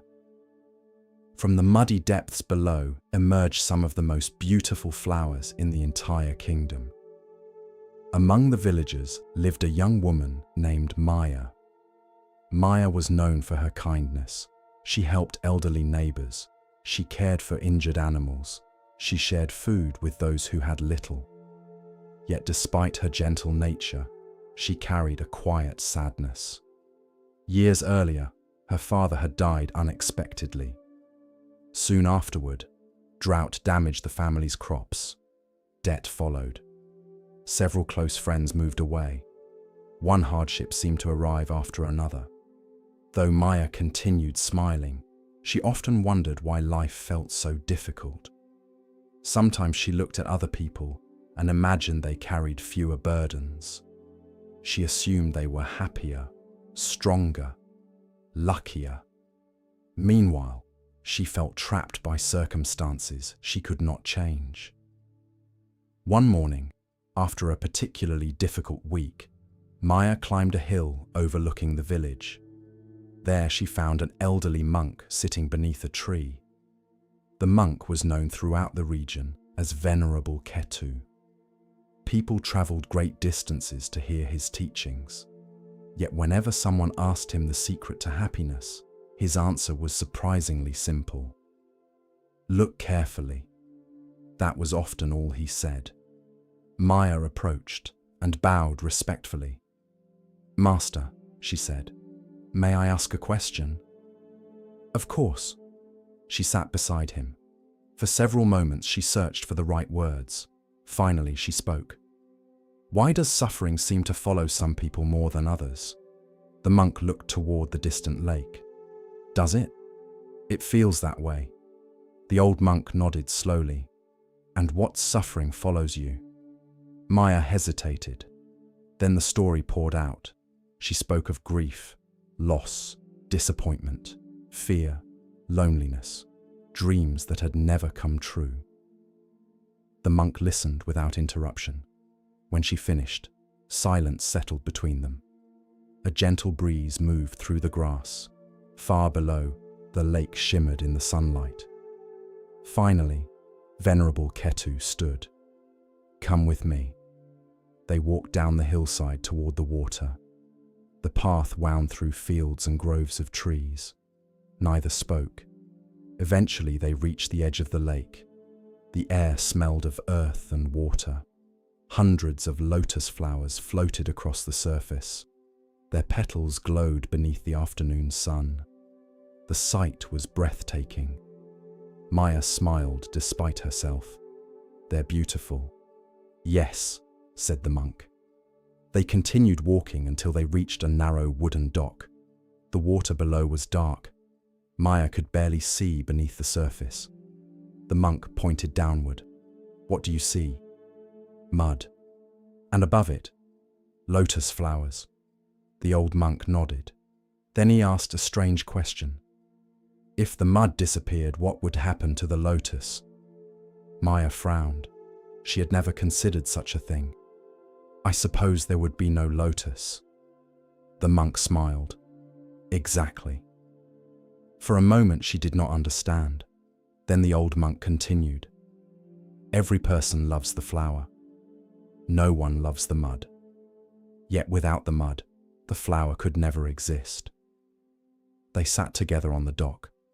Dragonflies drifted across the water. Somewhere nearby, a bird called softly from the reeds. The monk picked up a lotus blossom floating near the edge. People often wish for lives without difficulty. They wish for growth without challenge, wisdom without mistakes, compassion without heartbreak, courage without fear. He held the flower gently. "But the lotus does not grow despite the mud. It grows because of the mud." Maya stared at the blossom. Its petals seemed impossibly clean, yet its roots rested deep within darkness. For the first time, she began to understand what the monk was saying. Still, a part of her resisted. "Are you saying suffering is good?" The monk shook his head. "No. Suffering is painful. Loss is painful. Grief is painful." He looked toward the horizon. "But pain often becomes the soil from which wisdom grows." The words settled into Maya's heart, yet understanding them fully would take time. The following months brought new challenges. A severe storm damaged several homes in the village. Many families needed help rebuilding. Maya volunteered immediately. Day after day she carried wood, repaired roofs, and delivered food. The work was exhausting. Yet she noticed something surprising. Because she had experienced hardship herself, she understood the fears of those who had lost so much. She knew how loneliness felt. She knew what uncertainty felt like. Her own suffering allowed her to comfort others in ways that simple advice never could. One evening, after helping an elderly widow repair her home, Maya returned to the lake. The lotus flowers were beginning to close for the night.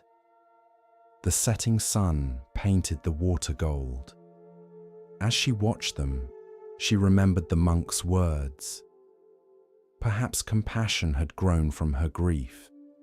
Perhaps patience had grown from her struggles. Perhaps strength had grown from difficulties she once wished had never happened. The realization felt both comforting and unsettling. Several years passed. Maya's life slowly improved. The family debt was repaid. The harvests became more reliable.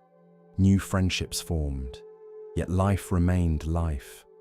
Not every year was easy. Not every season brought happiness. There were still losses, still disappointments, still moments of uncertainty. The difference was that Maya no longer viewed suffering in the same way. She no longer saw hardship as proof that something was wrong with her life. Instead, she began asking a different question.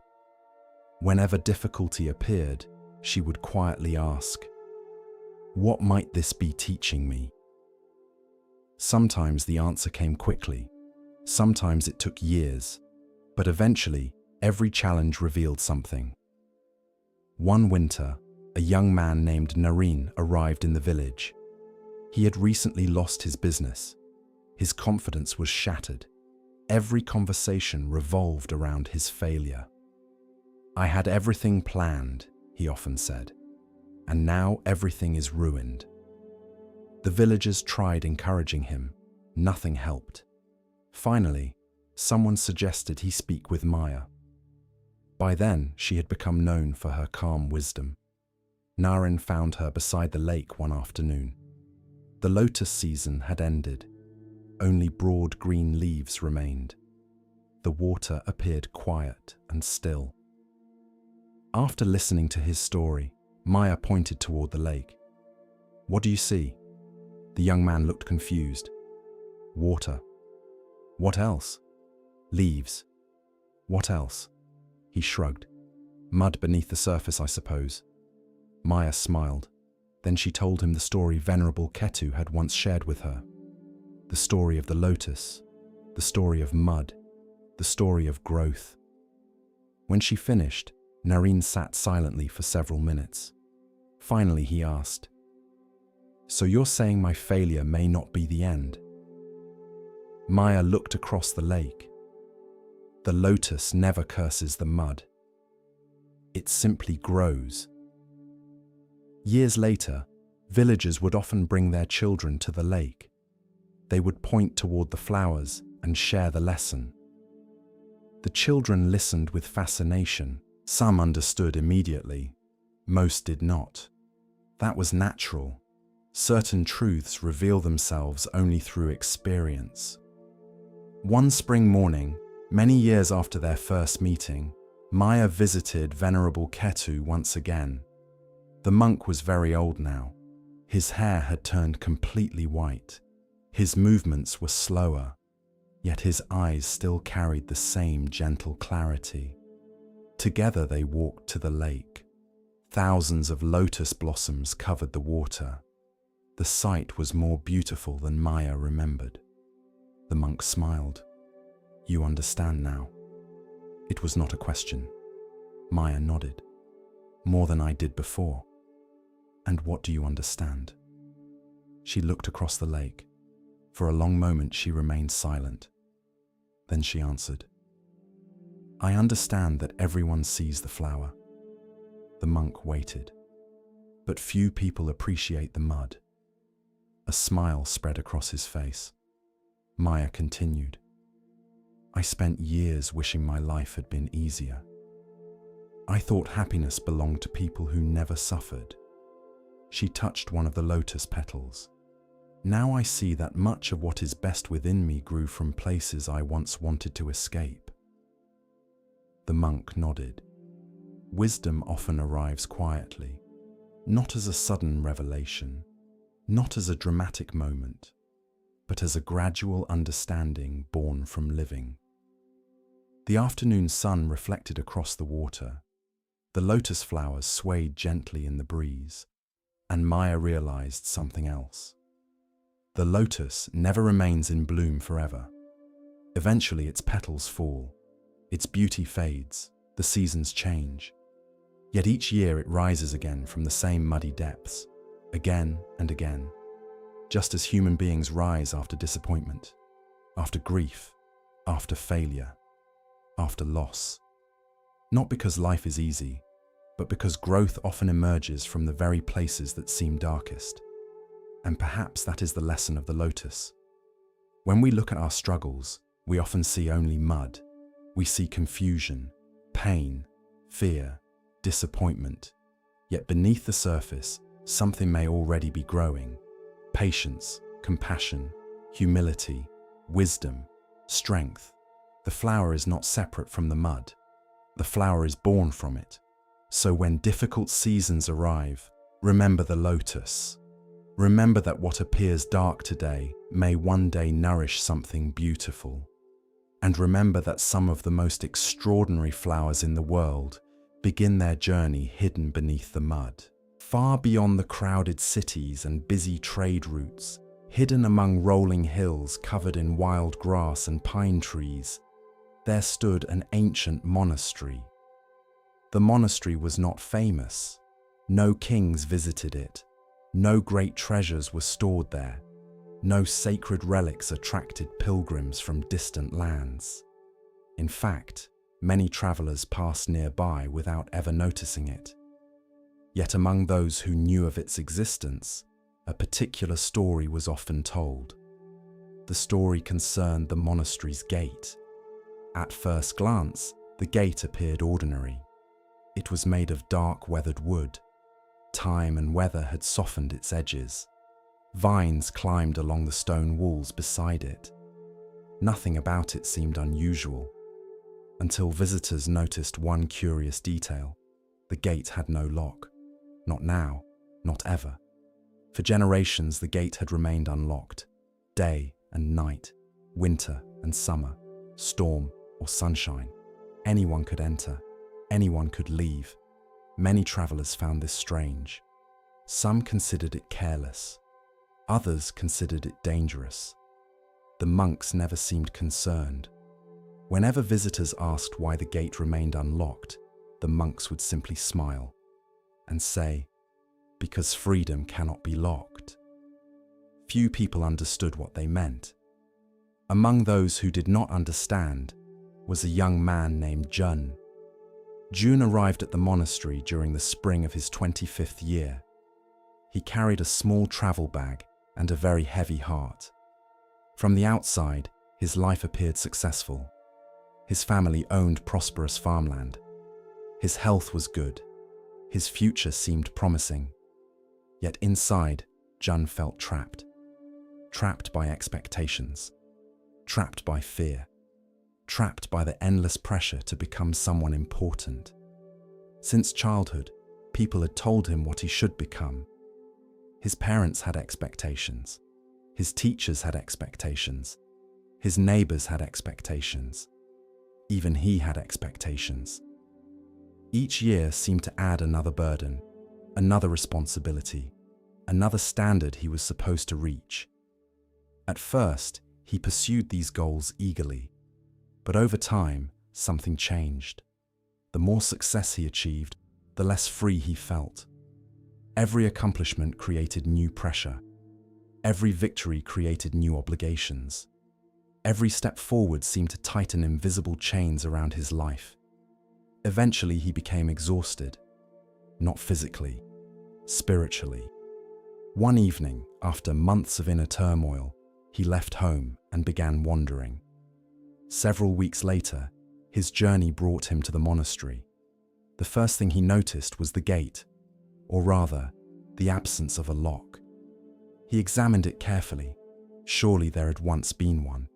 Yet he found no evidence. The gate simply swung open. A monk sweeping the courtyard noticed his curiosity. "You seem interested in the gate." Jun nodded. "It isn't locked." "No." "Why?" The monk smiled. "You should ask the abbot." Jun was led to a garden behind the main hall. There he met an elderly teacher named Master Renzo. The old monk sat beneath a flowering cherry tree. Petals drifted gently through the air. The scene felt impossibly peaceful. Jun bowed respectfully. Then, almost immediately, he asked, "Why doesn't the monastery have a lock on its gate?" The abbot smiled. "Many people ask that." "And what do you tell them?" Renzo looked toward the entrance. Then he said, "The gate is unlocked because it was never meant to keep people in." Jun frowned. "Most gates are meant to keep people out." "Perhaps." The old monk picked up a fallen blossom. "But some people build gates around themselves." The answer confused him, as many of the abbot's answers would. Over the following weeks, Jun remained at the monastery. At first, he intended only a short stay. Yet something about the place encouraged him to linger. The days followed a simple rhythm. Wake, meditate, work, eat, rest, repeat. Life moved slowly. No one seemed rushed. No one seemed obsessed with achievement. No one appeared concerned with status. For the first time in years, Jun felt space around his thoughts. Yet despite the peaceful environment, his inner struggles remained. Every morning, he compared himself to others. Every evening, he worried about the future. During meditation, his mind replayed old fears. Questions haunted him. What if I fail? What if I disappoint everyone? What if I make the wrong choice? What if I waste my life? One afternoon, while helping repair a stone pathway, he finally confessed these worries to Master Renzo. The old monk listened quietly. Then he asked, "Who is holding you captive?" Jun blinked. What? Who is holding you captive? The young man considered the question. My responsibilities. The monk shook his head. No. My obligations. No. My circumstances. Again, the old monk shook his head. Jun grew frustrated. Then what is it? The abbot stood slowly. Come. Together they walked to the monastery gate. The afternoon sun cast long shadows across the ground. Birds sang from nearby trees. The gate stood open, exactly as it always had. The old monk pointed toward it. What do you see? A gate. What else? It's open. Yes. The monk nodded. Could you leave right now if you wished? Jun hesitated. Of course. Would anyone stop you? No. The old monk smiled. Then why do you speak as though you are imprisoned? The question struck him deeply. For a moment he had no answer. Because the truth was uncomfortable. No one was forcing him to remain. No one was forcing him to pursue certain goals. No one was physically restraining him. Yet he still felt trapped. That evening, the question followed him everywhere. Who is holding you captive?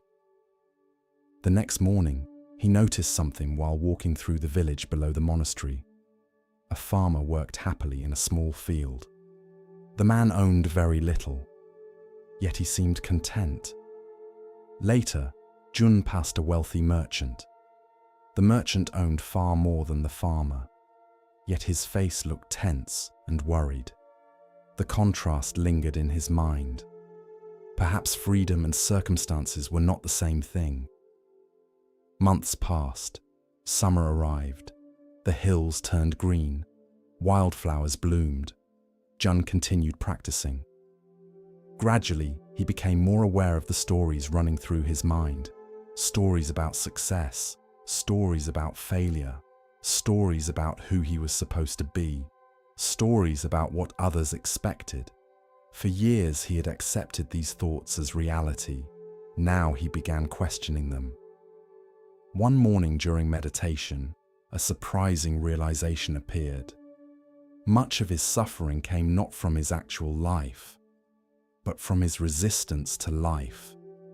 He constantly compared reality to an imagined version of how things should be. The gap between the two created misery.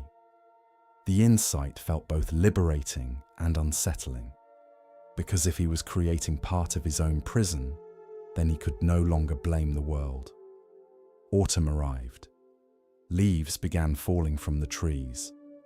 One evening, a traveler visited the monastery. The man complained endlessly. His family disappointed him. His neighbors annoyed him. His work frustrated him. His life felt unfair. Jun listened carefully. As the traveler spoke, he recognized something familiar. The man sounded exactly like he once had. After the traveler left, Jun found himself laughing softly. For the first time, he could see the cage. Not a real cage, a mental one. A cage built from expectations, fears, resentments, and attachments. A cage without bars. A cage without walls. A cage maintained entirely by habit. That night he visited Master Renzo. I think I understand the gate. The old monk smiled. Do you? Partly. The abbot waited. Jun looked toward the entrance visible through the trees. Then he said, The gate isn't locked because the prison was never outside. The old monk's eyes brightened. Continue. The prison is inside. The words surprised him even as he spoke them. The fears, the attachments, the beliefs, the stories, the endless need for life to be different. The old monk nodded. Very good. For a while neither spoke. The evening breeze carried the scent of pine trees through the garden. Finally, Renzo said, Most people spend their lives trying to change the world so they can feel free. He paused. The wiser path is discovering the freedom that already exists. Years later, Jun left the monastery. Not because he was unhappy, not because he had failed, but because his time there had come to an end. Before departing, he stood before the gate one final time. The same gate, the same open doorway, the same absence of a lock. Yet everything felt different. When he first arrived, he believed freedom meant escaping obligations, escaping responsibility, escaping difficult circumstances. Now he understood something deeper. Freedom is not the absence of responsibility. Freedom is the absence of inner chains. A person can live in a palace and be imprisoned by fear. A person can live in a small hut and be completely free. Years passed. Jun built a life of his own. He worked, he married, he raised children, he faced challenges, he experienced loss, he experienced joy. Life remained unpredictable. Yet whenever difficulties arose, he remembered the gate, and he asked himself, what am I resisting? What story am I believing? What chain am I carrying that no longer needs to be carried? The questions rarely solved problems immediately, but they often revealed something important. The lock he feared was usually not real. The door was often already open. As an old man, Jun eventually returned to the monastery. The hills looked smaller now, or perhaps he had changed. The gate still stood exactly where it always had. Weathered, simple, unlocked. He smiled, then he walked through it. Not because he needed to enter, but because he finally understood. Freedom was never waiting on the other side of the gate. Freedom was the realization that it had never been locked in the first place. And perhaps that is the lesson. Many people spend years searching for freedom. They search in wealth, in success, in recognition, in distant places. Yet the chains that bind us most tightly are often invisible. Fear, attachment, expectation, the need to control, the need to be approved of, the need for certainty. And like the gate of the monastery, the door out of that prison is often already open. The question is not whether freedom exists. The question is whether we are willing to walk through. For sometimes, the greatest prison has no walls. And the greatest freedom begins the moment we realize the lock was only ever in our mind. Continuing along the path of Zen insight, we pause now to hear a teaching about perception and hidden value. Listen carefully to the next story.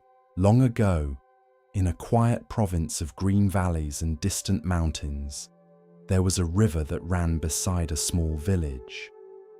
The river began high in the snow-covered peaks, where ice melted beneath the spring sun and flowed down through narrow stone channels. From there, it passed through pine forests, open fields, rice paddies, and finally beyond the village toward lands no one there had ever seen. The villagers depended on the river for almost everything. They drank from it. They washed clothes in it. They watered crops with it. Children played along its banks. Old people sat beside it in the evenings, listening to the current move over smooth stones. To the villagers, the river seemed constant. It was always there, always flowing, always reflecting the sky. Yet anyone who looked closely would notice something strange. The river was never truly the same. In spring, it swelled with melted snow. In summer, it glittered beneath the sun. In autumn, red and golden leaves floated across its surface. In winter, mist rose from it like breath. The river remained, and yet it changed every moment. Among the villagers lived a man named Ammon. Ammon loved the river more than anyone. As a child, he had spent countless afternoons sitting near the water with his younger sister, Sari. Together they built small boats from leaves and twigs. They raced them downstream.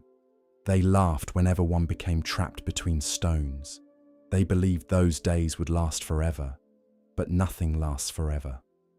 When Sari was 17, illness came to the village. Many recovered. She did not. Her death changed Ammon. After she was gone, the river no longer felt like joy. It became memory. Every stone, every bend, every sound reminded him of what had been lost. Years passed. Ammon grew into adulthood. He worked in the fields. He married. He raised a son. From the outside, his life continued. But inside, part of him remained beside the river with his sister. He often returned to the place where they had played as children. There, he would sit for hours, staring at the water. Sometimes he imagined hearing her laughter. Sometimes he whispered things he wished he had said. Sometimes he felt anger toward time itself. Why must things change? Why do people leave? Why does life take what we love? One evening, as Ammon sat near the river, an elderly monk approached along the bank. His name was Venerable Gyro. He lived in a small hermitage above the village and often walked beside the water at dusk. For many days, he had noticed Ammon sitting in the same place, always looking at the same bend in the river, always with the same sadness in his eyes. This evening, Gyro stopped beside him. "May I sit?" Ammon nodded. The monk lowered himself onto a flat stone. For a while, neither spoke. The river moved softly before them. Finally, Gyro asked, "What do you see?" Ammon looked at the water. "The river." The monk nodded. "The same river you saw yesterday?" "Of course." "The same river you saw as a child?" Ammon hesitated. "Yes." Gyro smiled gently. "Look again." Ammon frowned. The answer irritated him slightly. He had no patience for riddles. "It is the same river." The old monk dipped his hand into the current. Water moved around his fingers and continued downstream. Then he lifted his hand. "Where is the water I touched?" Ammon watched the current. "Gone." "And the water before us now?" "New water." The monk nodded. "So the river remains, but the water changes." Ammon said nothing. Gyro continued, "Your sorrow comes partly from loving what has passed." Ammon's face tightened. "My sister died. Yes, I cannot simply let that go. I did not ask you to." The old monk's voice was soft. "Letting go does not mean forgetting." Ammon looked at him. "Then what does it mean?" Gyro looked toward the river. "It means learning to love without demanding that life stop flowing." The words entered Ammon slowly, but they did not comfort him yet.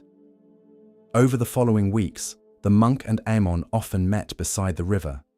Sometimes they spoke, sometimes they sat in silence. Gyro never told him to stop grieving. He never said sorrow was wrong. Instead, he invited Ammon to watch the river carefully, at dawn, at noon, at sunset, after rain, during mist, under moonlight. Gradually, Ammon began noticing changes he had ignored for years. The river's color shifted with the sky. Its sound changed with the season. Its depth changed after storms.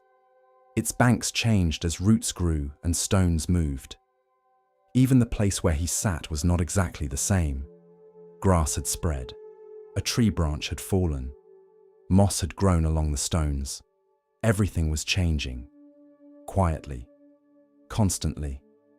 Without asking permission. One autumn day, Ammon's son came to the river with him. The boy was 6 years old. He found several fallen leaves and began placing them in the current. One by one, the leaves floated away. The boy laughed and ran along the bank, trying to follow them. For a moment, Ammon felt a sharp ache in his chest. The scene was so much like his childhood with Sari that he could hardly breathe. His first instinct was to look away. The memory hurt too much. But then he remembered Jiro's words. Love without demanding that life stop flowing. So he stayed. He watched his son laugh. He let the sadness come. He let the tenderness come too. For the first time in many years, grief and gratitude sat together in his heart. Neither erased the other. Both were true. That evening, Emon told Jiro what had happened. The monk listened. Then he said, "You are beginning to understand the river." Emon looked toward the water. "I still miss her." "Of course. Will that ever stop?" Jiro was quiet for a moment. Then he answered honestly, "Perhaps not completely." Emon lowered his eyes. "But the shape of sorrow can change." The old monk picked up a fallen leaf. At first, grief may feel like a stone blocking the river. He placed the leaf into the water. But with time, it may become part of the current. The leaf drifted away, still present, still real, but moving. Years passed. Emon continued returning to the river. But slowly, his relationship to it changed.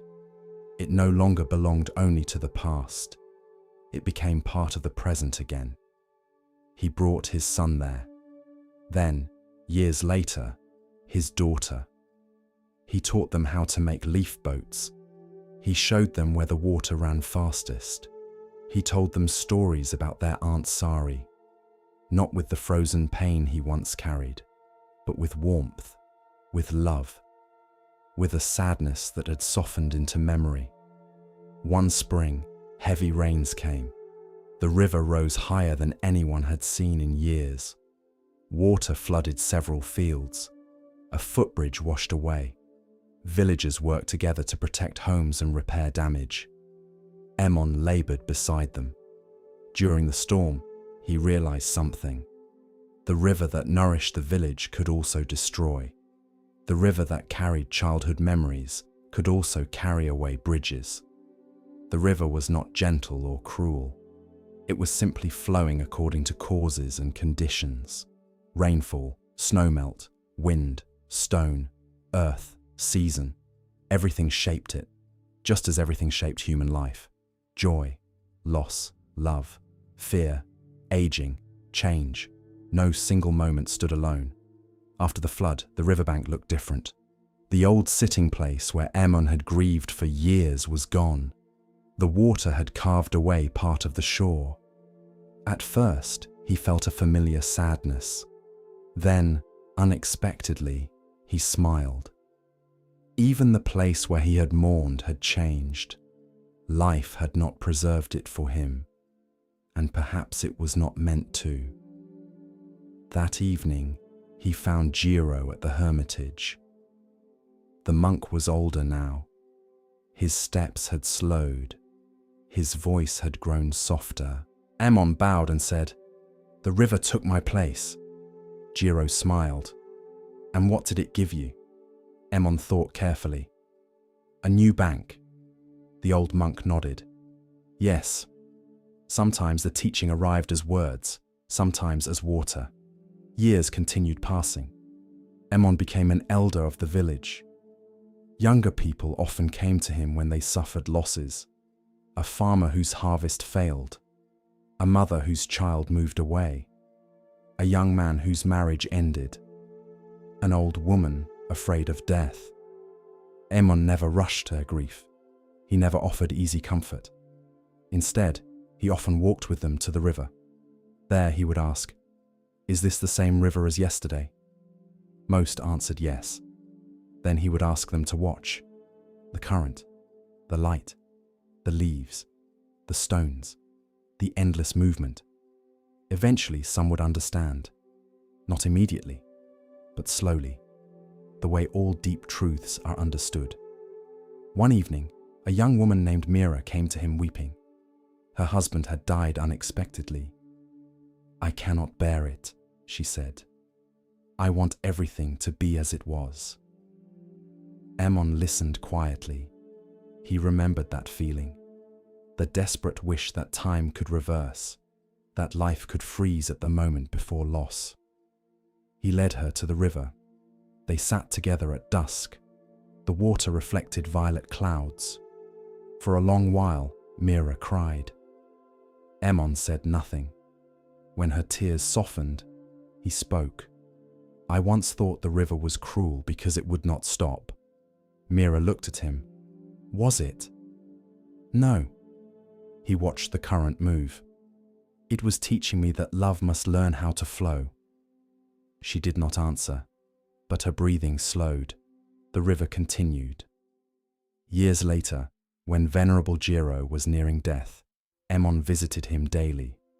The old monk lay near the window of his hermitage, where he could hear the river below. One afternoon, Ammon sat beside him. I am afraid to lose you, he admitted. Jiro smiled faintly. Good.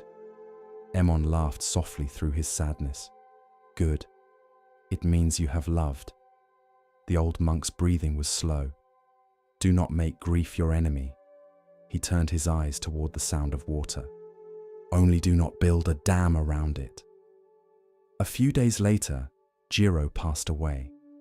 The village mourned him deeply. Ammon walked alone to the river. He knelt at the bank and placed a flower into the current. It floated away, just as the leaves had floated away, just as childhood had floated away, just as every moment eventually moved beyond reach. But now Ammon did not try to hold it. He bowed, not to death, not to loss, but to the great movement of life. Many seasons passed. Ammon grew old. His hair turned white. His hands became thin. His children had children of their own. The village changed. New houses appeared. Old ones disappeared. People were born. People died. Fields shifted. Trees grew and fell. The river remained. And yet, always, it changed. One winter morning, Ammon's granddaughter found him sitting by the water. She was a curious child with bright eyes. She sat beside him and asked, Grandfather, is this the same river you saw when you were little? Ammon smiled. He had once answered that question too quickly. Now he took his time. Yes, he said, and no. The child frowned. That does not make sense. He laughed gently. No, not at first. Then he dipped his hand into the current. The river has a name. It has a path. It has banks. In that way, it is the same. He lifted his wet hand. But the water is always changing. The light is changing. The stones are changing. And we are changing too. His granddaughter watched the river carefully. Then she asked, Is changing sad? Ammon looked across the water. Sometimes, often, beautifully, painfully, mercifully. But he answered simply, It can be. Then he added, But without change, nothing could grow. The girl thought about this. No flowers? No flowers? No babies? No babies? No birthdays? No birthdays? No spring? No spring. She became quiet. Then she nodded as if this was very serious. And perhaps it was. That evening, Ammon remained beside the river after she left. The sun lowered behind the mountains. The water turned gold. He thought of Sari, of his parents, of Jiro, of his younger self, of all the versions of life that had appeared, stayed briefly, and moved on. For a long time, he had believed impermanence was only loss. Now he understood it was also possibility. Because things change, wounds can soften. Because things change, children grow. Because things change, sorrow can become wisdom. Because things change, winter becomes spring. Because things change, a grieving young man can become a gentle old one. The river whispered over the stones, never holding the same water, never stopping, never clinging, never refusing its nature. And perhaps that is the lesson. Everything flows. Youth flows into age. Joy flows into memory. Grief flows into understanding. Moments arrive, shine briefly, and pass. We suffer when we demand that the river become a pond, when we try to freeze what was never meant to be frozen, when we ask life to remain unchanged so that our hearts will never ache. But life is movement. The river teaches this without words. It does not keep yesterday's water. It does not mourn the bend it has already passed. It does not rush ahead in fear of the sea. It simply flows.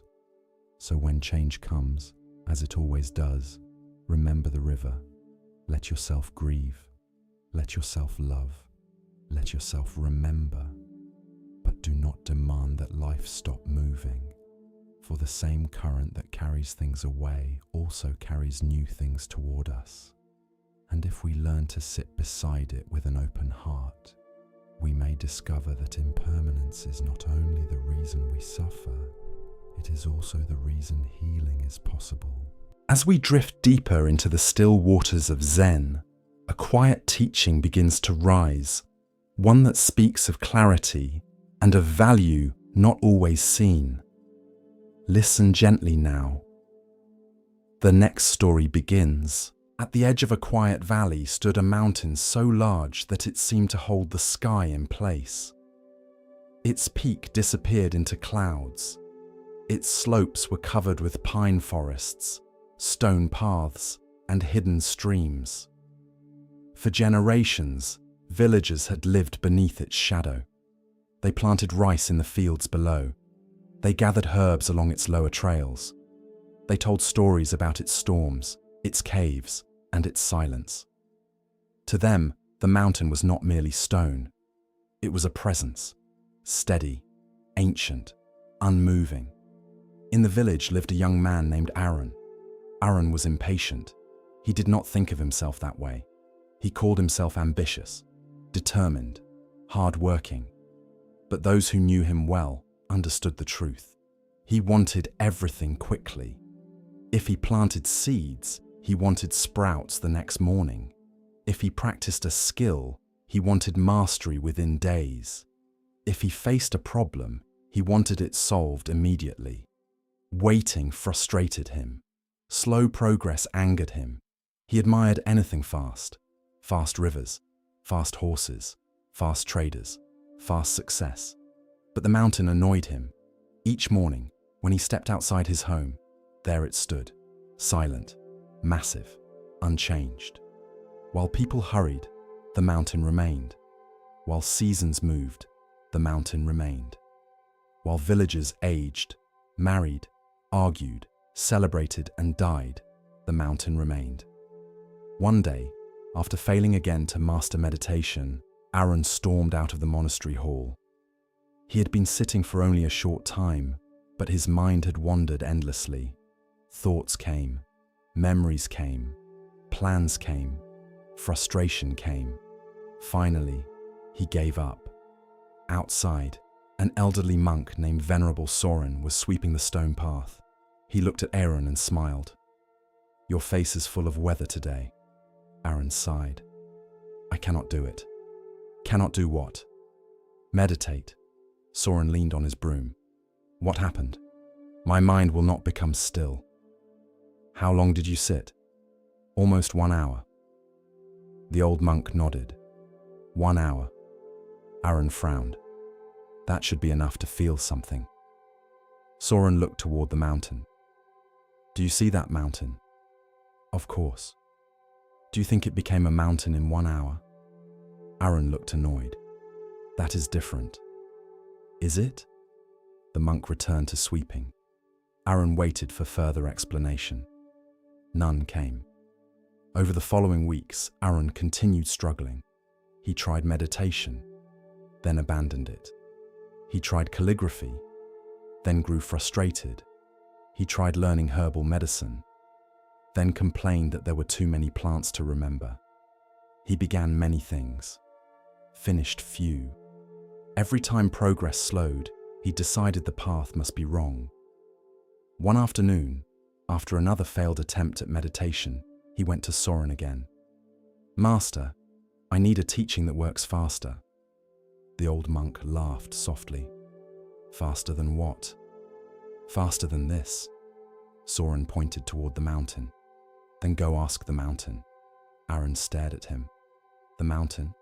Yes. What should I ask? Ask why it refuses to move. The instructions sounded foolish. But Aaron had learned that Soren's foolish instructions often carried meaning. The next morning, he climbed the lower trail. Mist covered the trees. Birds called from hidden branches. The air smelled of pine and wet stone. After walking for an hour, he reached a large rock overlooking the valley. From there, the village looked small. Smoke rose from rooftops. Fields spread like green squares below. Aaron sat facing the mountain peak. At first, he felt ridiculous. Then quietly he asked, "Why do you refuse to move?" The mountain did not answer. Of course. Only wind passed through the trees. Aaron waited. A few minutes, then longer. Soon he became restless. His legs hurt. His thoughts wandered. He stood to leave. Then he remembered why he had come. Impatience. So he sat again. The mountain remained silent. After several hours, he returned to the village with no answer. Soren was still sweeping. "Well?" the monk asked. "The mountain said nothing." Soren smiled. "Then perhaps you did not listen long enough." So Aaron returned the next day, and the next, and the next. Each morning, he climbed the trail and sat before the mountain. At first, he hated it. Nothing happened. No visions, no sudden wisdom, no dramatic change. Only sitting, only breathing, only watching clouds move around stone. But slowly, almost without noticing, Aaron began to see things. He saw that the mountain was not as still as he had imagined. Clouds touched it and passed. Rain darkened its rocks. Sunlight changed its colors. Streams moved down its sides. Trees grew from its slopes. Leaves fell. Snow melted. Birds nested. The mountain did not rush. Yet it was not lifeless. It changed slowly, deeply, patiently. One morning, after many weeks, Aaron noticed a tiny pine tree growing from a crack in a rock. It was no taller than his hand. Its roots had found the smallest space. Its needles trembled in the wind. "How long will it take you to become a great tree?" Aaron whispered. The answer came silently. Years, perhaps decades. And yet the tiny pine did not seem troubled. It simply grew. That day, something softened in Aaron. He realized he had been demanding from himself what nature never demanded from trees. Instant growth, instant strength, instant wisdom. He returned to Soren and said, "The mountain does move." The old monk looked pleased. "How?" "Slowly. And so slowly that impatient eyes think it is standing still." Soren smiled. "Good." Aaron continued. "The trees grow slowly. The stones wear away slowly. The paths are formed slowly. Even the streams carve the mountain slowly." The monk nodded. "And what does that teach you?" Aaron was quiet.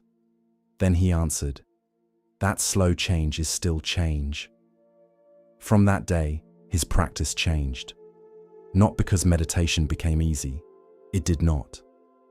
His mind still wandered. His knees still hurt. Frustration still appeared. But now he stopped expecting 1 hour to transform him. He sat each morning, sometimes peacefully, sometimes restlessly. But he sat, day after day, like water shaping stone, like roots entering rock, like the mountain becoming itself. Years passed. Aaron became calmer, not suddenly, gradually. Others noticed before he did. He interrupted less, listened more, finished tasks he once abandoned. When difficulties appeared, he no longer demanded immediate solutions. He learned to continue. One winter, a landslide blocked the main road to the village. The villagers panicked. They needed the road for trade.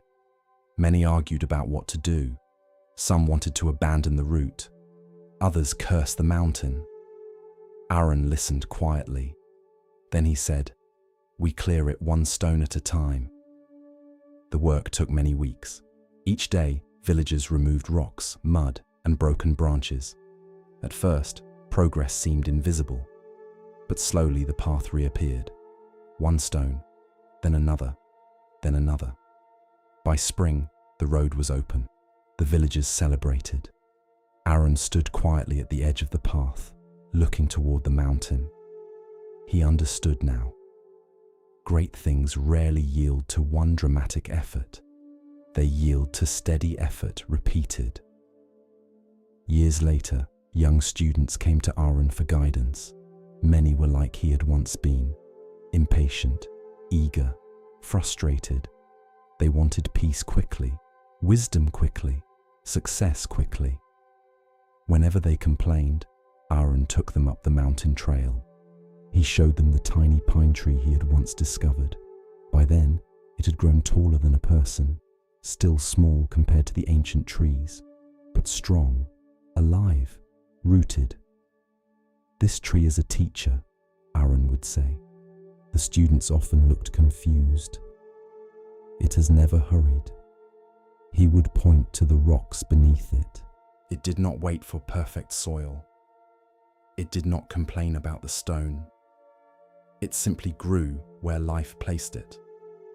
Then he would lead them to the overlook.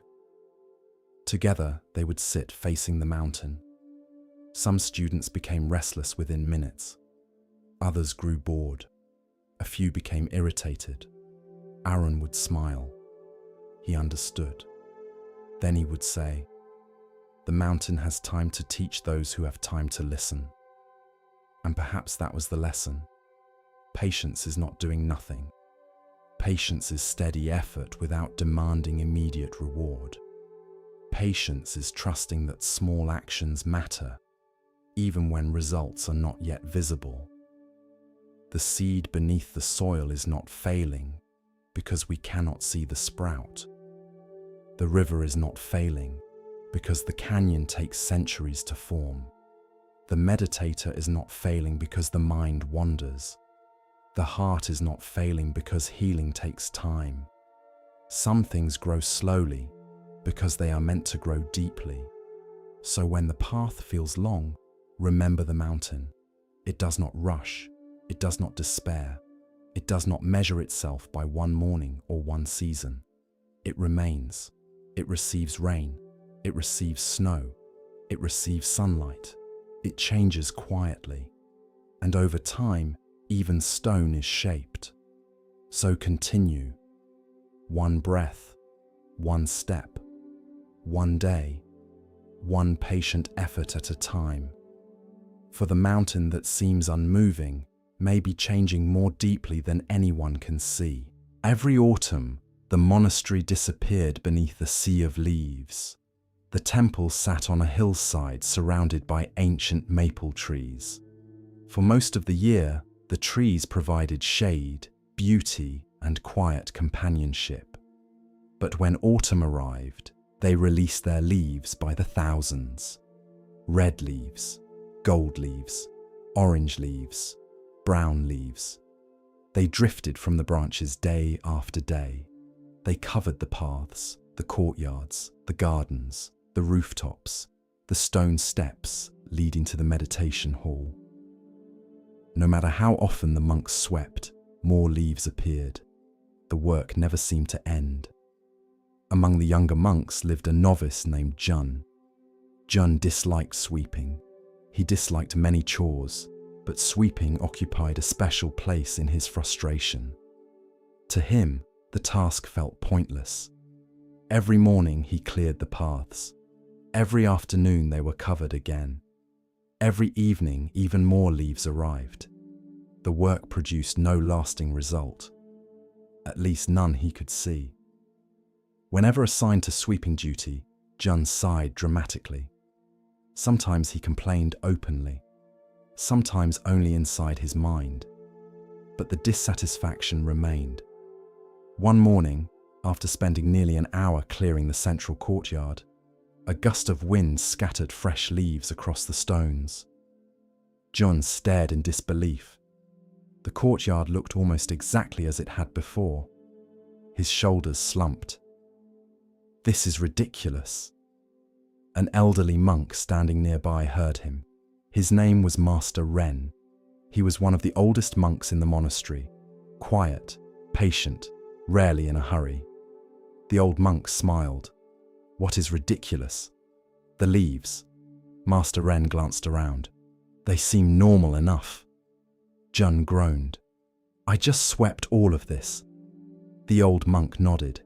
And now there are more. Exactly. Jun pointed toward the trees. What's the point? The old monk considered the question carefully, then answered. The point of what? Sweeping. The old monk smiled. Perhaps you should find out. The answer irritated Jun, because it sounded like another one of those mysterious teachings monks seem to enjoy. The following morning, Jun resumed sweeping. The leaves remained. His frustration remained too. Yet Master Ren's words lingered. Perhaps you should find out. Several days later, the novice noticed something strange. Whenever he swept, his mind wandered constantly. Sometimes he imagined future conversations. Sometimes he replayed old arguments. Sometimes he worried about mistakes. Sometimes he fantasized about doing something more important. His body swept leaves. His attention existed somewhere else entirely. The realization felt uncomfortable. One afternoon, Master Ren approached while Jun worked. Without saying anything, the old monk picked up a second broom and began sweeping beside him. The two worked silently. For several minutes, then 10 minutes, then 20. Finally, Jun noticed something. The old monk moved differently. Each stroke of the broom seemed complete, unhurried, attentive, present. He did not appear bored, nor distracted, nor frustrated. He simply swept. Eventually, Jun asked, "What are you thinking about?" Master Ren smiled. "The leaves." The novice frowned. "Only the leaves?" "At the moment, yes." The answer seemed impossible. No one thought only about leaves. Did they? That evening, Jun reflected on the conversation. Perhaps the old monk exaggerated. Yet something about his presence felt genuine, peaceful, grounded. The following day, Jun decided to experiment. Instead of allowing his mind to wander endlessly, he focused on the broom. The sound of bristles moving across stone, the texture of the wooden handle, the movement of his arms, the leaves gathering into small piles. At first, the practice felt strange. His attention constantly drifted away, then returned, then drifted again. The process proved surprisingly difficult, yet also surprisingly interesting. For the first time, he noticed details he had overlooked for years. The shape of individual leaves, the sound of wind moving through branches, the scent of autumn air, the warmth of sunlight touching the courtyard stones. The work itself had not changed. His awareness had. Several weeks later, a traveling merchant visited the monastery. The man arrived exhausted. His business struggled. His family argued constantly. His mind felt overwhelmed. After speaking with several monks, he requested an audience with Master Ren. Jun happened to be sweeping nearby when the conversation occurred. The merchant bowed respectfully.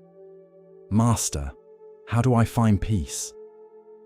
The old monk looked thoughtful, then pointed toward Jun. The novice nearly dropped his broom. The merchant looked confused. "The boy?" Master Ren nodded. "Watch him." The merchant frowned. The novice felt embarrassed. He continued sweeping. Nothing special happened, just sweeping. Eventually, the merchant turned back toward the old monk. "I don't understand." Master Ren smiled. Neither does he. The answer made even less sense. Yet somehow the merchant laughed. Several days later, he departed looking noticeably lighter. Jun never learned exactly what lesson he received. Years passed. The novice continued practicing mindfulness while sweeping. Not because he became enlightened, not because he suddenly loved chores, because the practice revealed something important. The quality of attention changes experience. When his mind resisted the task, suffering appeared. When his mind wandered constantly, boredom appeared. When he became present, something unexpected happened. The ordinary became interesting, not exciting, not dramatic, simply alive. One winter, heavy snow replaced the autumn leaves. The monastery paths required constant clearing. Many younger monks complained. The work felt endless. Jun, now older and more experienced, understood their frustration. One morning, a novice named Taro approached him. "How do you stay patient?" Jun smiled. "With snow, with all of it." The younger monk gestured broadly. "The chores, the repetition, the same things every day." Jun considered carefully, then asked, "Have you ever eaten a meal?" Taro blinked. "Of course." "And then become hungry again?" "Yes." Jun nodded. "Do you stop eating forever because hunger returns?" The novice laughed. "Of course not." The older monk smiled. "Then why expect sweeping to last forever?" The lesson landed gently. The work still needed doing. The leaves still returned. The snow still returned. Life itself operated this way. One breath, then another. One meal, then another. One day, then another. The repetition was not a flaw. It was reality. Several years later, Master Ren became seriously ill. Age finally began slowing him. The old monk spent more time resting, less time working. One autumn afternoon, Jun visited him. Leaves covered the courtyard outside. The sight brought back countless memories. Master Ren looked toward the window, then smiled. "The leaves seem busy." Jun laughed. "They always are." Silence settled between them. Finally, the older monk asked, "Did you ever discover the point?" Jun immediately knew what he meant. The sweeping, the leaves, the question from years ago. The younger monk smiled. "Yes." Master Ren waited. Jun looked out the window, then answered, "The leaves were never the point." The old monk's eyes brightened. "Go on." "The sweeping wasn't about clearing the courtyard." "Not entirely." The elderly monk nodded. "What was it about?" Jun reflected carefully, then answered, "Being here." The old monk smiled. "Exactly." Several weeks later, Master Ren passed away peacefully. The monastery mourned deeply. The following morning, autumn leaves covered the courtyard. As always, Jun picked up a broom and began sweeping. Not because the leaves would stay gone, they would not. Not because the work would end, it would not. But because the act itself mattered. One sweep, then another, then another. The years continued flowing. Jun eventually became one of the senior monks. Students often approached him with questions about meditation. Many expected complicated answers, advanced techniques, secret teachings. Instead, he frequently handed them a broom. At first, most students felt disappointed, some even annoyed. Yet eventually they discovered what he had learned.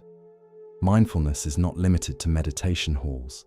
It exists wherever attention exists. While walking, while eating, while washing dishes, while carrying water, while sweeping leaves. One spring, a visitor asked, "What is the most important practice in Buddhism?" Jun smiled, then looked toward a young novice sweeping the courtyard. The visitor followed his gaze. For several moments, Neither spoke. Finally, the visitor asked, "That's the answer?" June nodded. "If he is truly present, yes." The visitor looked puzzled. The monk smiled, because some lessons require experience, not explanation. And perhaps that is the lesson. Many people spend their lives waiting for important moments, special moments, meaningful moments. Meanwhile, ordinary life passes unnoticed. The meal, the walk, the conversation, the breath, the leaves. The Buddha repeatedly taught that awakening is not hidden in some distant future. It is found in direct experience, here, now, within this moment, whatever it contains. The monk who sweeps leaves mindfully is not merely cleaning a courtyard. He is training attention, cultivating presence, meeting reality directly. The leaves will return. Tasks will repeat. Life will continue unfolding in ordinary ways. Yet hidden within those ordinary moments lies extraordinary depth, if we are willing to notice. So when the mind complains about repetition, remember the leaves. When the task seems small, remember the broom. When life feels ordinary, remember the courtyard. For peace rarely arrives through dramatic events. More often, it appears quietly within the simple things we have stopped noticing. One breath, one step, one sweep at a time. With each breath, we continue our journey through the wisdom of Zen, where the smallest stone may hold the greatest truth. Here starts the next story. The monastery stood halfway up a mountain, where clouds often drifted through the courtyards like silent visitors.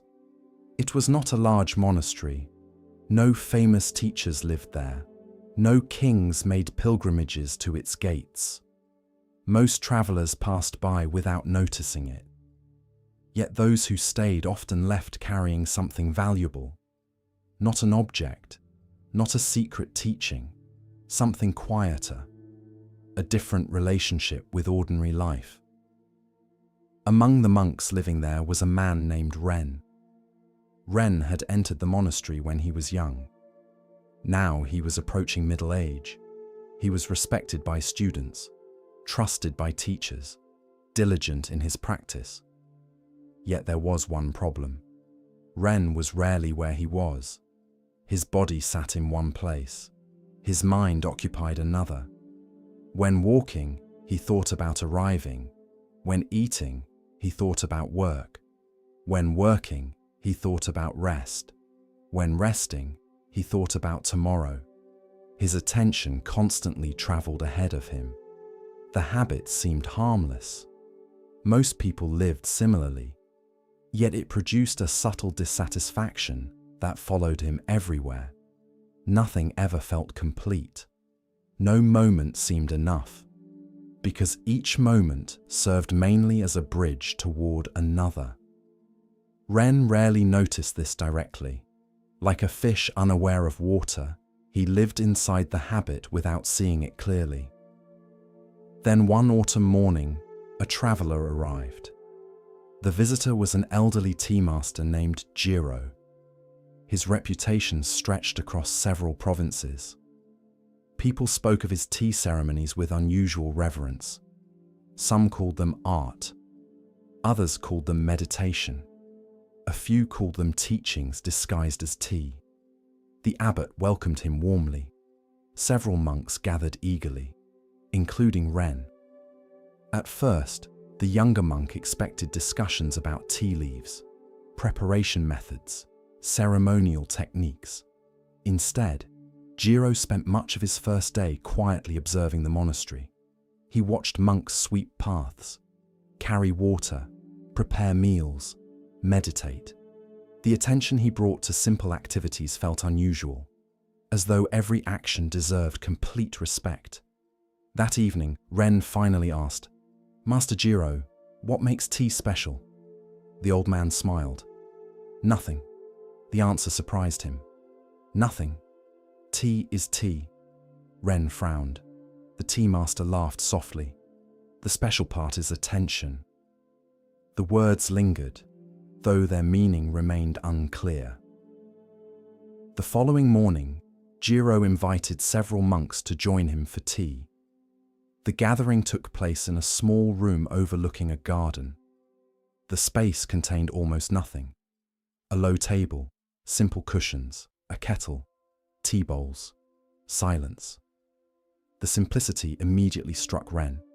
He expected elaborate decoration. Instead, everything unnecessary seemed absent. The old tea master entered carrying water. Nothing about his movements appeared dramatic, yet everyone watched. Not because he demanded attention, because he gave attention. Every gesture felt complete, intentional, present. The kettle was placed carefully, the bowls arranged carefully, the tea prepared carefully. No movement wasted, no movement rushed. The room grew remarkably quiet. Even the monks noticed. When the tea was finally served, Jiro handed a bowl to Ren. The monk accepted it politely, then immediately raised it toward his lips. "Wait." Ren paused. The old master smiled. "What are you doing?" "Drinking tea." Jiro nodded. "Already?"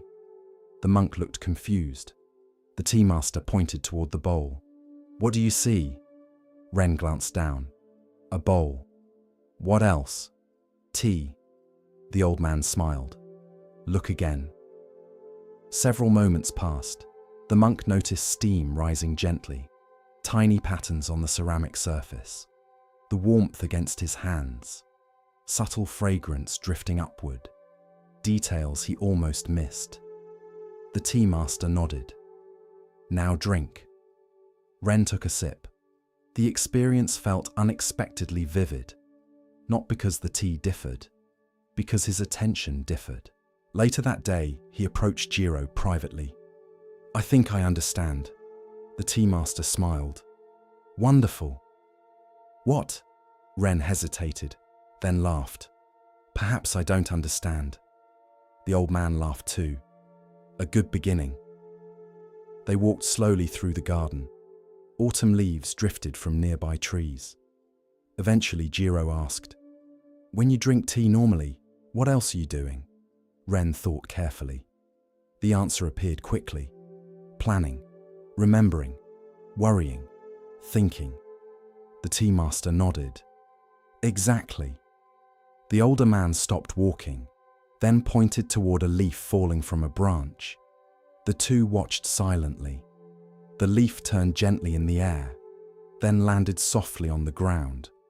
Nothing extraordinary occurred, yet the moment felt complete. The tea master smiled. "Most people miss their lives." Ren frowned. "What do you mean?" The old man continued walking. "They are always somewhere else." The lesson disturbed him, not because it seemed incorrect, because it seemed correct. Over the following days, Ren began paying attention to his attention. The results surprised him.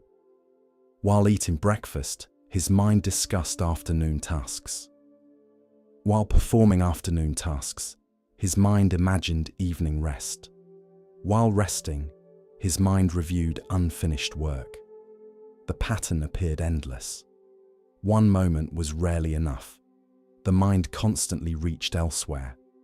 The realization felt exhausting, because it revealed a kind of endless postponement. Life happened now. Attention lived later. One afternoon, Jiro handed him a simple assignment. "Drink 1 cup of tea." Ren smiled. "That's easy." The tea master shook his head. "No." The monk laughed. "Of course it is." "Then do it." The task seemed absurdly simple. Ren prepared tea, sat quietly, lifted the bowl. Immediately thoughts appeared. What comes next? What does this lesson mean? Am I doing it correctly? The tea cooled while his mind wandered. The realization felt humbling. Drinking 1 cup of tea completely required more attention than expected. Far more. Weeks passed. The tea master remained at the monastery. Ren continued learning, not through lectures, through ordinary activities. One morning, Jiro watched him sweeping leaves. After several minutes, the old man asked, "Where are you?" Ren looked around. "The courtyard." The tea master smiled. "Your body is." The monk laughed, because he understood immediately. His thoughts were planning dinner. The broom moved automatically. Attention remained absent. The old man nodded. "Come back." Such a simple instruction, yet surprisingly difficult. Come back. To the broom, to the leaves, to the courtyard, to this moment, again and again. Winter arrived. Snow covered the mountain. The tea master prepared to leave. On his final evening, the monastery gathered for one last tea ceremony. The atmosphere felt bittersweet. The old man had become beloved. When the ceremony ended, Ren approached him. "Master." "Yes? What is the most important thing you taught me?" Jiro smiled, then poured one final cup of tea. Steam rose slowly into the air. The old man pointed toward it. "This." Ren frowned. "The tea?"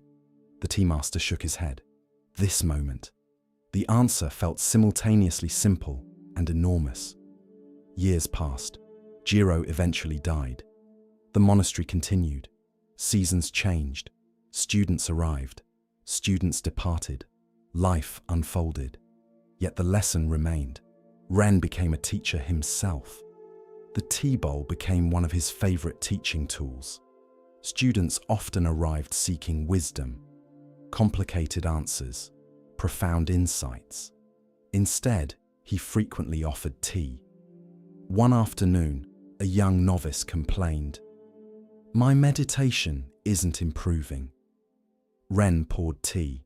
The student continued talking. The teacher continued pouring. The bowl filled, then overflowed. Tea spilled across the table. The novice jumped. "Master!" Ren smiled. "Yes? The bowl is full." The teacher nodded. "So is your mind." The student fell silent. The lesson landed immediately. Another year, a merchant visited the monastery. The man possessed wealth, success, influence, yet seemed deeply unhappy. During their conversation, he confessed, "I am always chasing something." Ren nodded. "What happens when you catch it?" The merchant paused. Another goal appeared, another target, another desire. The cycle never ended. The monk poured tea, then asked, "When was the last time you simply drank tea?" The merchant laughed. "What kind of question is that?" The monk smiled. "An important one." As the years continued, Ren noticed something fascinating. The quality of attention changed everything. Eating remained eating. Walking remained walking. Tea remained tea. Yet presence transformed the experience. Not because ordinary things became extraordinary, because they were finally experienced fully. Most people rush through life searching for important moments. Meanwhile, life quietly unfolded inside ordinary ones. A meal, a conversation, a breath, a cup of tea. The wisdom felt endlessly renewable. One spring, Ren climbed the mountain alone. Clouds drifted beneath him. The valley stretched into the distance. He carried a small kettle and a single tea bowl. Nothing else. After reaching a rocky overlook, he prepared tea. Slowly, carefully, exactly as Jiro once had. The process felt familiar, comforting, sacred. Not because tea itself was sacred, because attention was. The water boiled, the tea steeped, steam rose. Birds sang somewhere below. The wind moved gently through nearby pines. For a while, nothing existed beyond that moment. Not yesterday, not tomorrow, not memory, not anticipation. Only tea, only breath, only now. The experience felt profoundly peaceful and profoundly ordinary, both at once. Later that year, a student asked, "Master, how do I find peace?" Ren smiled. The question never changed, generation after generation, the same search, the same longing. He handed the student a cup of tea. The young monk looked confused. Ren gestured toward the bowl. The student stared, waiting. Eventually he asked, "What am I supposed to do?" The teacher smiled. "Drink it." The student frowned. "That's all." Ren nodded. "That is more than enough." The Buddha often taught that suffering arises when the mind abandons direct experience and becomes lost in craving, resistance, memory, or anticipation. We chase future moments, replay past moments, judge present moments, and in doing so, miss life itself. The monk and the cup of tea reveal something beautifully simple. Peace is rarely hidden. It is overlooked, not because it is far away, because it is very close. This breath, this sound, this sip, this step, this conversation, this moment. The mind says, something else matters more. The cup of tea says, be here. The mind says, later. The tea says, now. The mind says, when everything is solved, then I will be peaceful. The tea says, taste this, one sip at a time. And perhaps that is the lesson. Life is not waiting somewhere beyond this moment. It is this moment. The tea grows cold while we think about tomorrow. The conversation ends while we think about the next conversation. The sunset disappears while we plan the next day. Yet whenever we notice, we can return. Again, and again, and again. To the cup, to the breath, to the present. For the person who learns to drink tea completely may eventually discover that peace was never hiding in some distant future. It was quietly waiting in the steam, rising from an ordinary cup all along. The path of Zen unfolds like morning mist, soft and patient.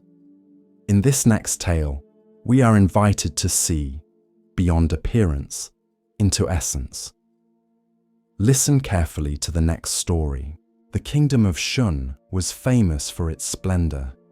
Its capital city stretched across a broad river valley. Golden roofs gleamed beneath the sun. Markets overflowed with goods from distant lands. Musicians filled the streets with song. Merchants displayed silks, spices, jewels, and treasures gathered from every corner of the world.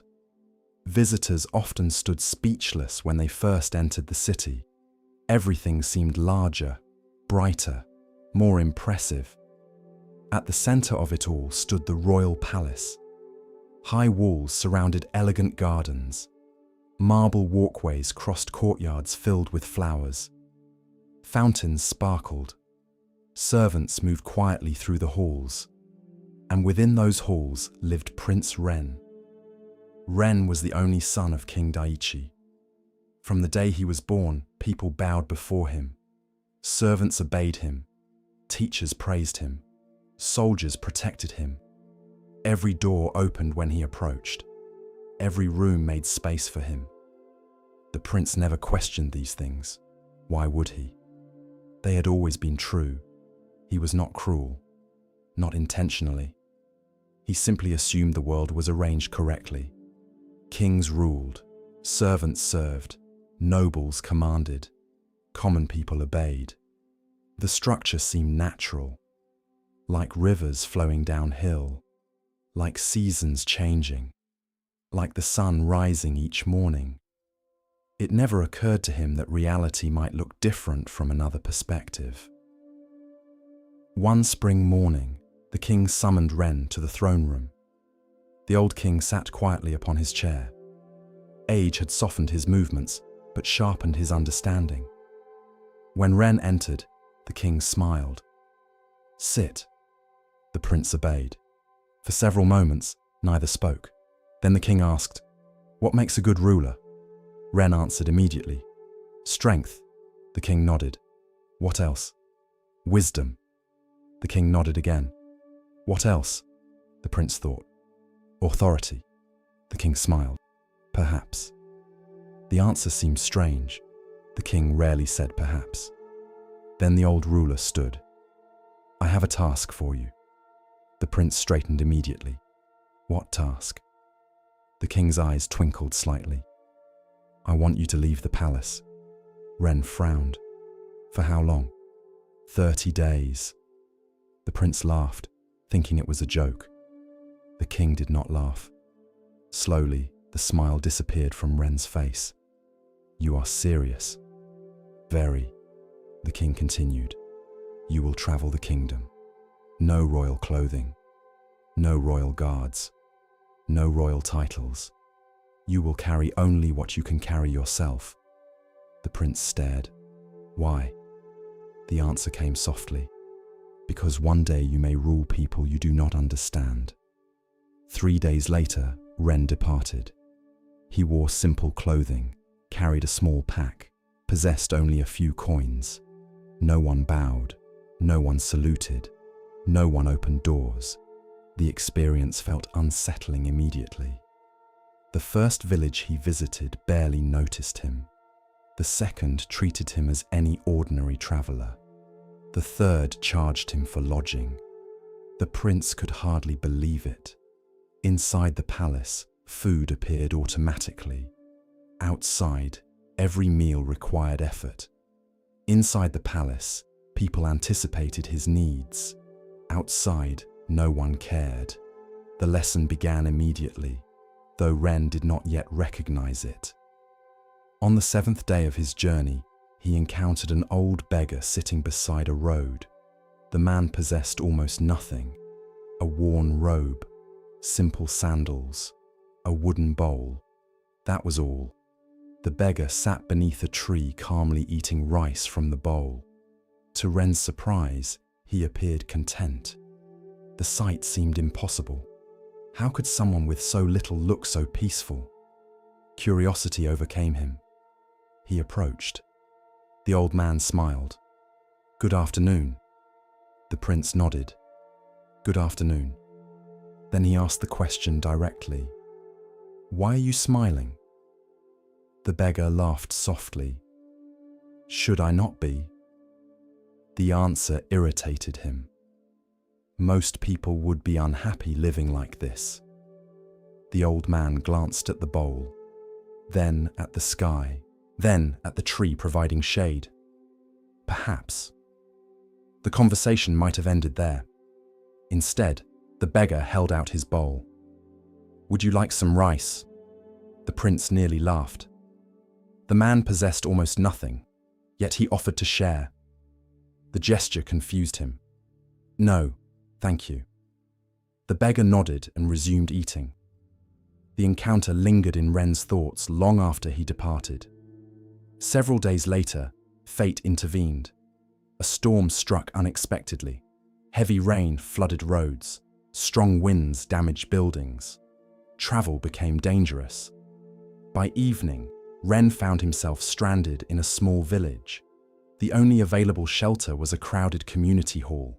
Farmers, merchants, laborers, travelers. Everyone slept together.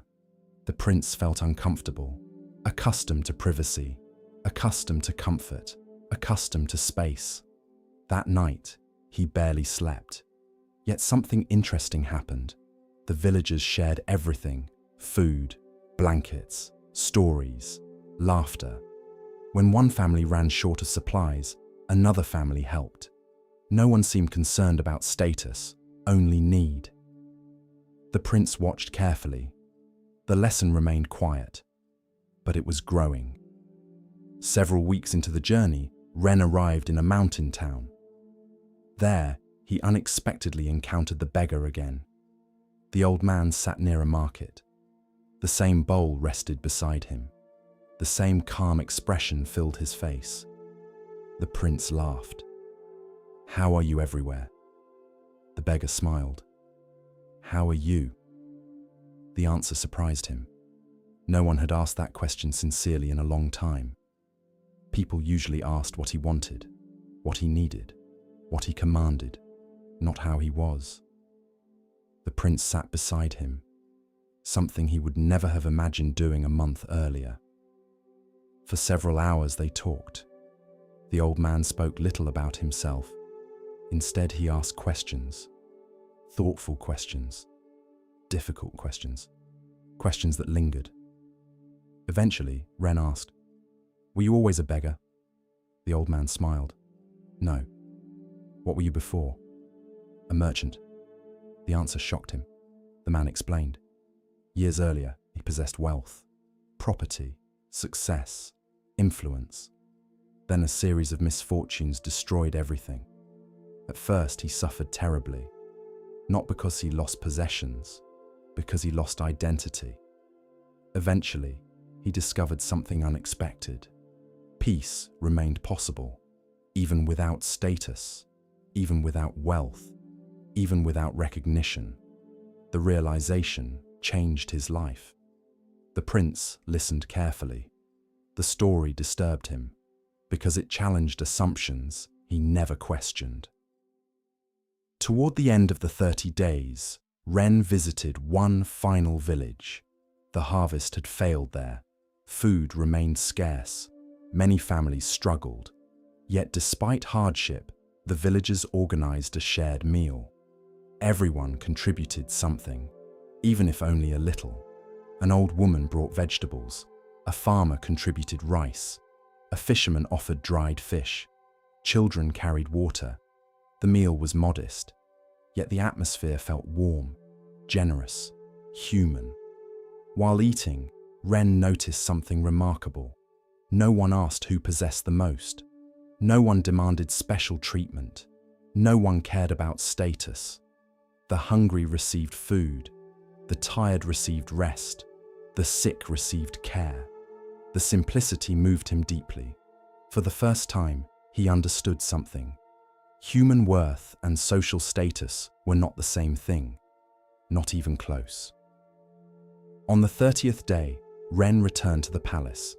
Servants greeted him. Guards saluted him. Doors opened automatically. Everything appeared unchanged, yet he felt completely different. The king noticed immediately. "You learned something." The prince nodded. "Yes." The old ruler smiled. "What?" Ren remained silent for several moments, then answered, "I met a man with nothing." The king waited. "And he had more peace than many nobles." The king nodded. The prince continued, "I met people who owned almost nothing, yet shared everything." The king nodded again. "And I realized something." The old ruler leaned forward. "What?" The answer came quietly. "A crown does not make a person important." Silence filled the room. Then the king smiled. A genuine smile, the kind only fathers possess. Several months later, Ren requested permission to leave the palace again. The king approved. This time, however, the prince traveled voluntarily. Not because he needed another lesson, because he wished to maintain the one he had already received. Whenever he visited villages, he listened. Whenever he met farmers, he listened. Whenever he met laborers, merchants, fishermen, or travelers, he listened. The habit gradually transformed him into a different kind of leader. Years later, after becoming king, Ren established an unusual tradition. Once each month, he ate among ordinary citizens. No throne, no ceremony, no special treatment. At first, the nobles objected. The king ignored them. Over time, the practice became famous, not because it was dramatic, because it revealed something rare: humility. The people loved him for it, not because he pretended to be one of them, because he genuinely respected them. The difference mattered. Late in life, King Ren visited the roadside tree where he first met the beggar. The old man had long since passed away. Only the tree remained. The king sat beneath it quietly.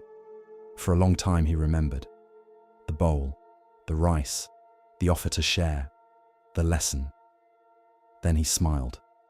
Because the greatest gift the beggar ever offered was not food, it was perspective. And perhaps that is the lesson. The Buddha repeatedly challenged social hierarchies, not through rebellion, through insight. He taught that all beings possess the same fundamental nature, the same capacity for wisdom, the same capacity for suffering, the same capacity for awakening. The prince and the beggar's bowl reminds us that status is not the same as worth. Titles are not the same as character. Wealth is not the same as peace. Power is not the same as wisdom. A person may sit upon a throne and remain deeply lost. Another may sit beside a road with a wooden bowl and possess profound understanding. Humility begins when we recognize this truth. The moment we stop measuring people by position, the moment we start seeing the human being beneath the title. For every crown eventually passes, every fortune eventually changes, every social role eventually ends. But kindness remains kindness, wisdom remains wisdom, compassion remains compassion. And the person who understands this becomes free from one of humanity's oldest illusions, that some lives matter more than others. For beneath every crown and beneath every beggar's robe beats the same human heart. In the hush of understanding, Zen offers us another glimpse of what it means to recognize worth not by weight or shine, but by presence. Here starts the next story. Long ago, at the edge of a vast forest, there stood a small village whose people rarely traveled beyond the trees. The forest was ancient. Its towering pines stretched high into the sky. Its winding paths twisted through valleys and over hills. During the day, sunlight filtered through the branches in golden beams. But at night, the forest became something entirely different. The darkness beneath the trees was so deep that travelers often felt as though they were walking through a sea of shadows. Stories were told about the forest. Some claimed spirits wandered among the trees. Others believed strange creatures lived beyond the paths. Children grew up hearing warnings never to enter the woods after sunset. Most obeyed. Yet among the villagers lived a young man named Arun, who was troubled by fear. Fear seemed to follow him everywhere. He feared making mistakes. He feared disappointing others. He feared illness, failure, loss, and uncertainty. He feared speaking when others were silent. He feared remaining silent when others expected him to speak. Even small decisions often filled him with worry. At night, he would lie awake, imagining all the terrible things that might happen tomorrow. The strange thing was that very few of those things ever happened. But fear did not seem to care about facts. It lived comfortably inside his mind. The more he listened to it, the stronger it became. One autumn evening, a wandering monk arrived in the village. He was elderly, with silver hair and kind eyes. His name was Venerable Surya. The villagers welcomed him warmly and invited him to stay. During the following days, many people came to hear his teachings. Arun attended every gathering. He listened carefully as the monk spoke about suffering, mindfulness, compassion, and the nature of the mind. One afternoon, after everyone else had left, Arun remained behind. "Master," he said, "I have a question." Surya smiled. "Then ask." Arun lowered his eyes. "I am afraid all the time." The monk waited quietly. "I know many of my fears are unreasonable. I know most never happen. Yet they continue to control me." The monk nodded. "And what is it that you wish for?" "I want fear to disappear." The old monk looked toward the forest visible beyond the village. Then he asked, "Have you ever crossed the forest at night?" Arun's eyes widened. Never. Why not? Because it is dangerous. The monk smiled gently. Is it? Everyone knew it was, or at least everyone believed it was. The monk stood. Come meet me tomorrow evening. Where? At the entrance to the forest. Aaron immediately felt uneasy, but he agreed. The following day passed slowly. As sunset approached, his stomach tightened. Part of him wanted to stay home. Part of him wanted to invent an excuse. Yet something inside him knew he needed to go.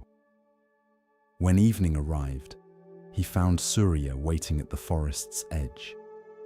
The monk carried a small lantern. Its warm golden light flickered softly in the growing darkness. Aaron looked at the forest nervously. You want us to go inside? Yes. The young man swallowed hard. But it will soon be dark. That is true. Shouldn't we wait until morning? Surya shook his head. The lesson is tonight. Reluctantly, Aaron followed. The path disappeared beneath the trees. The sounds of the village faded behind them. Soon only the rustling leaves and distant calls of night birds remained. Darkness surrounded them. The lantern illuminated only a small circle of ground, perhaps 10 steps ahead. No more. Aaron stared beyond the light. The forest seemed endless. The shadows looked alive. Every strange sound made him jump. After several minutes, he finally spoke. Master. Yes? This lantern is too small. The monk continued walking. Is it? It only lights a few steps. That is true. How will we cross the entire forest? The old monk smiled. The same way we cross every forest. Aaron frowned. I don't understand. One step at a time. The young man looked ahead. The darkness seemed overwhelming.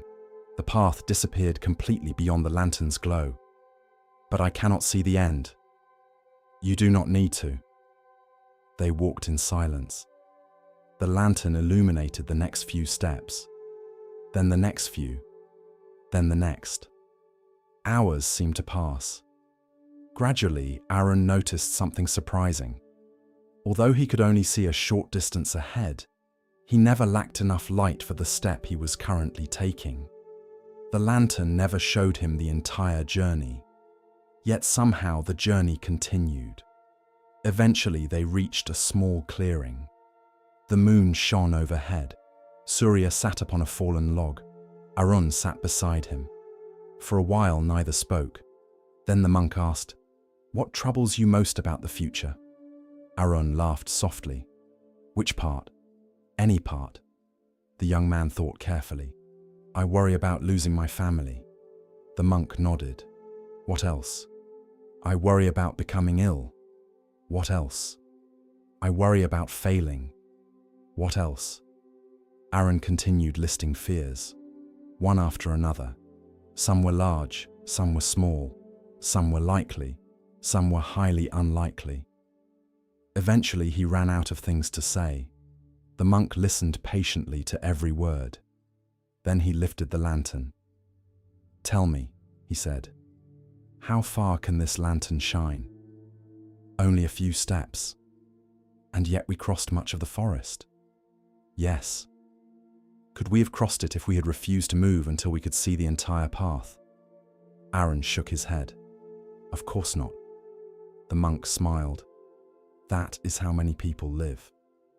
The young man listened. They demand certainty before taking action.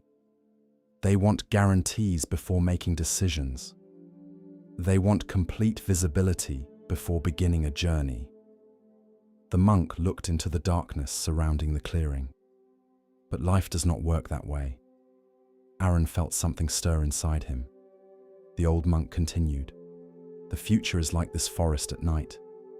You cannot see all of it. You never will. No one can. Not kings. Not scholars. Not monks. The lantern flickered gently. What wisdom does provide is enough light for the next step. Aaron remained silent. He thought about all the years he had spent demanding certainty from life, all the years he had waited for fear to disappear before moving forward, all the opportunities he had avoided because he could not see the entire path. Perhaps that had been his mistake. Perhaps courage was not the absence of fear. Perhaps courage was taking the next step anyway. They remained in the clearing until the stars filled the sky. Then they began walking again. The forest seemed different now, still dark, still mysterious, but less threatening. The shadows had not changed. His relationship to them had. For the first time, Aaron noticed details he had previously ignored. The fragrance of pine needles, the cool evening air, the distant sound of flowing water, the beauty of moonlight filtering through branches. Fear had occupied so much space in his mind that he had forgotten to experience the world itself. As they walked, they encountered a fallen tree blocking the path. Aaron immediately stopped. "We cannot continue." The monk handed him the lantern. "Look again." Aaron lifted the light. To one side of the fallen trunk was a narrow opening, a path around the obstacle. He smiled. "There's another way." "Often there is," said Surya. A little later they reached a stream. Again Aaron hesitated. The water appeared deeper than expected, but with the lantern he discovered stepping stones crossing safely to the other side. Obstacle after obstacle appeared, and each time the lantern revealed enough. Never everything, always enough. Near midnight they emerged from the far side of the forest. A broad valley stretched before them. The stars reflected in a quiet lake. The view was breathtaking. Aaron stood speechless. He had lived near the forest his entire life, yet fear had prevented him from ever discovering this place. The monk watched him carefully. "What do you see?" "A beautiful valley." "What else?"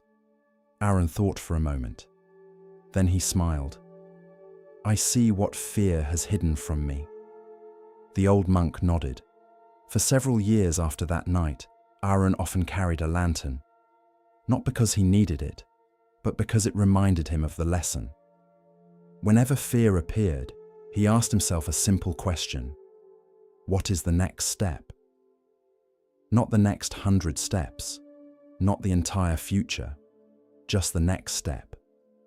When he wanted to start a new venture but felt uncertain, he focused on the next step. When he faced difficult conversations, he focused on the next step. When sickness visited his family, he focused on the next step. When loss eventually arrived, as it always does in every human life, he focused on the next step. Little by little, he discovered that most suffering came not from the present moment itself, but from attempting to carry an entire future at once. Years later, after Venerable Surya had continued his travels, Aaron became known as one of the wisest men in the region. People often came seeking advice. One evening, a frightened young woman arrived. "I don't know what to do with my life," she said. "There are too many possibilities. What if I choose wrong?" Aaron smiled. Then he handed her an old lantern, the same lantern Surya had once carried. "How far does this light reach?" he asked. She looked carefully. "Only a short distance." "Then perhaps that is all you need." The woman looked confused, so Arun told her the story of a dark forest, a wandering monk, a small lantern, and the lesson that changed his life. When he finished, she sat quietly for a long time. Then she smiled. For the first time that evening, her shoulders relaxed. She finally understood. Life was never meant to be traveled with complete certainty. The path unfolds as we walk it. Wisdom does not illuminate every year ahead. It illuminates this moment. this decision, this breath, this step. And perhaps that is enough, for the future has always been a dark forest, yet countless people have crossed it before us, not because they could see the entire journey, but because they trusted the light they had.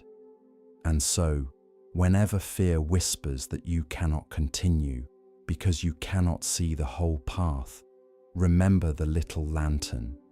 Remember that even the brightest lantern cannot illuminate the entire forest. Yet, it can always illuminate the next step. And sometimes, that single step is all that is needed to begin a journey that changes everything. As the lantern of awareness glows a little brighter, we come to a tale about seeing with more than the eyes. Let the stillness guide you now, and listen carefully to the next story.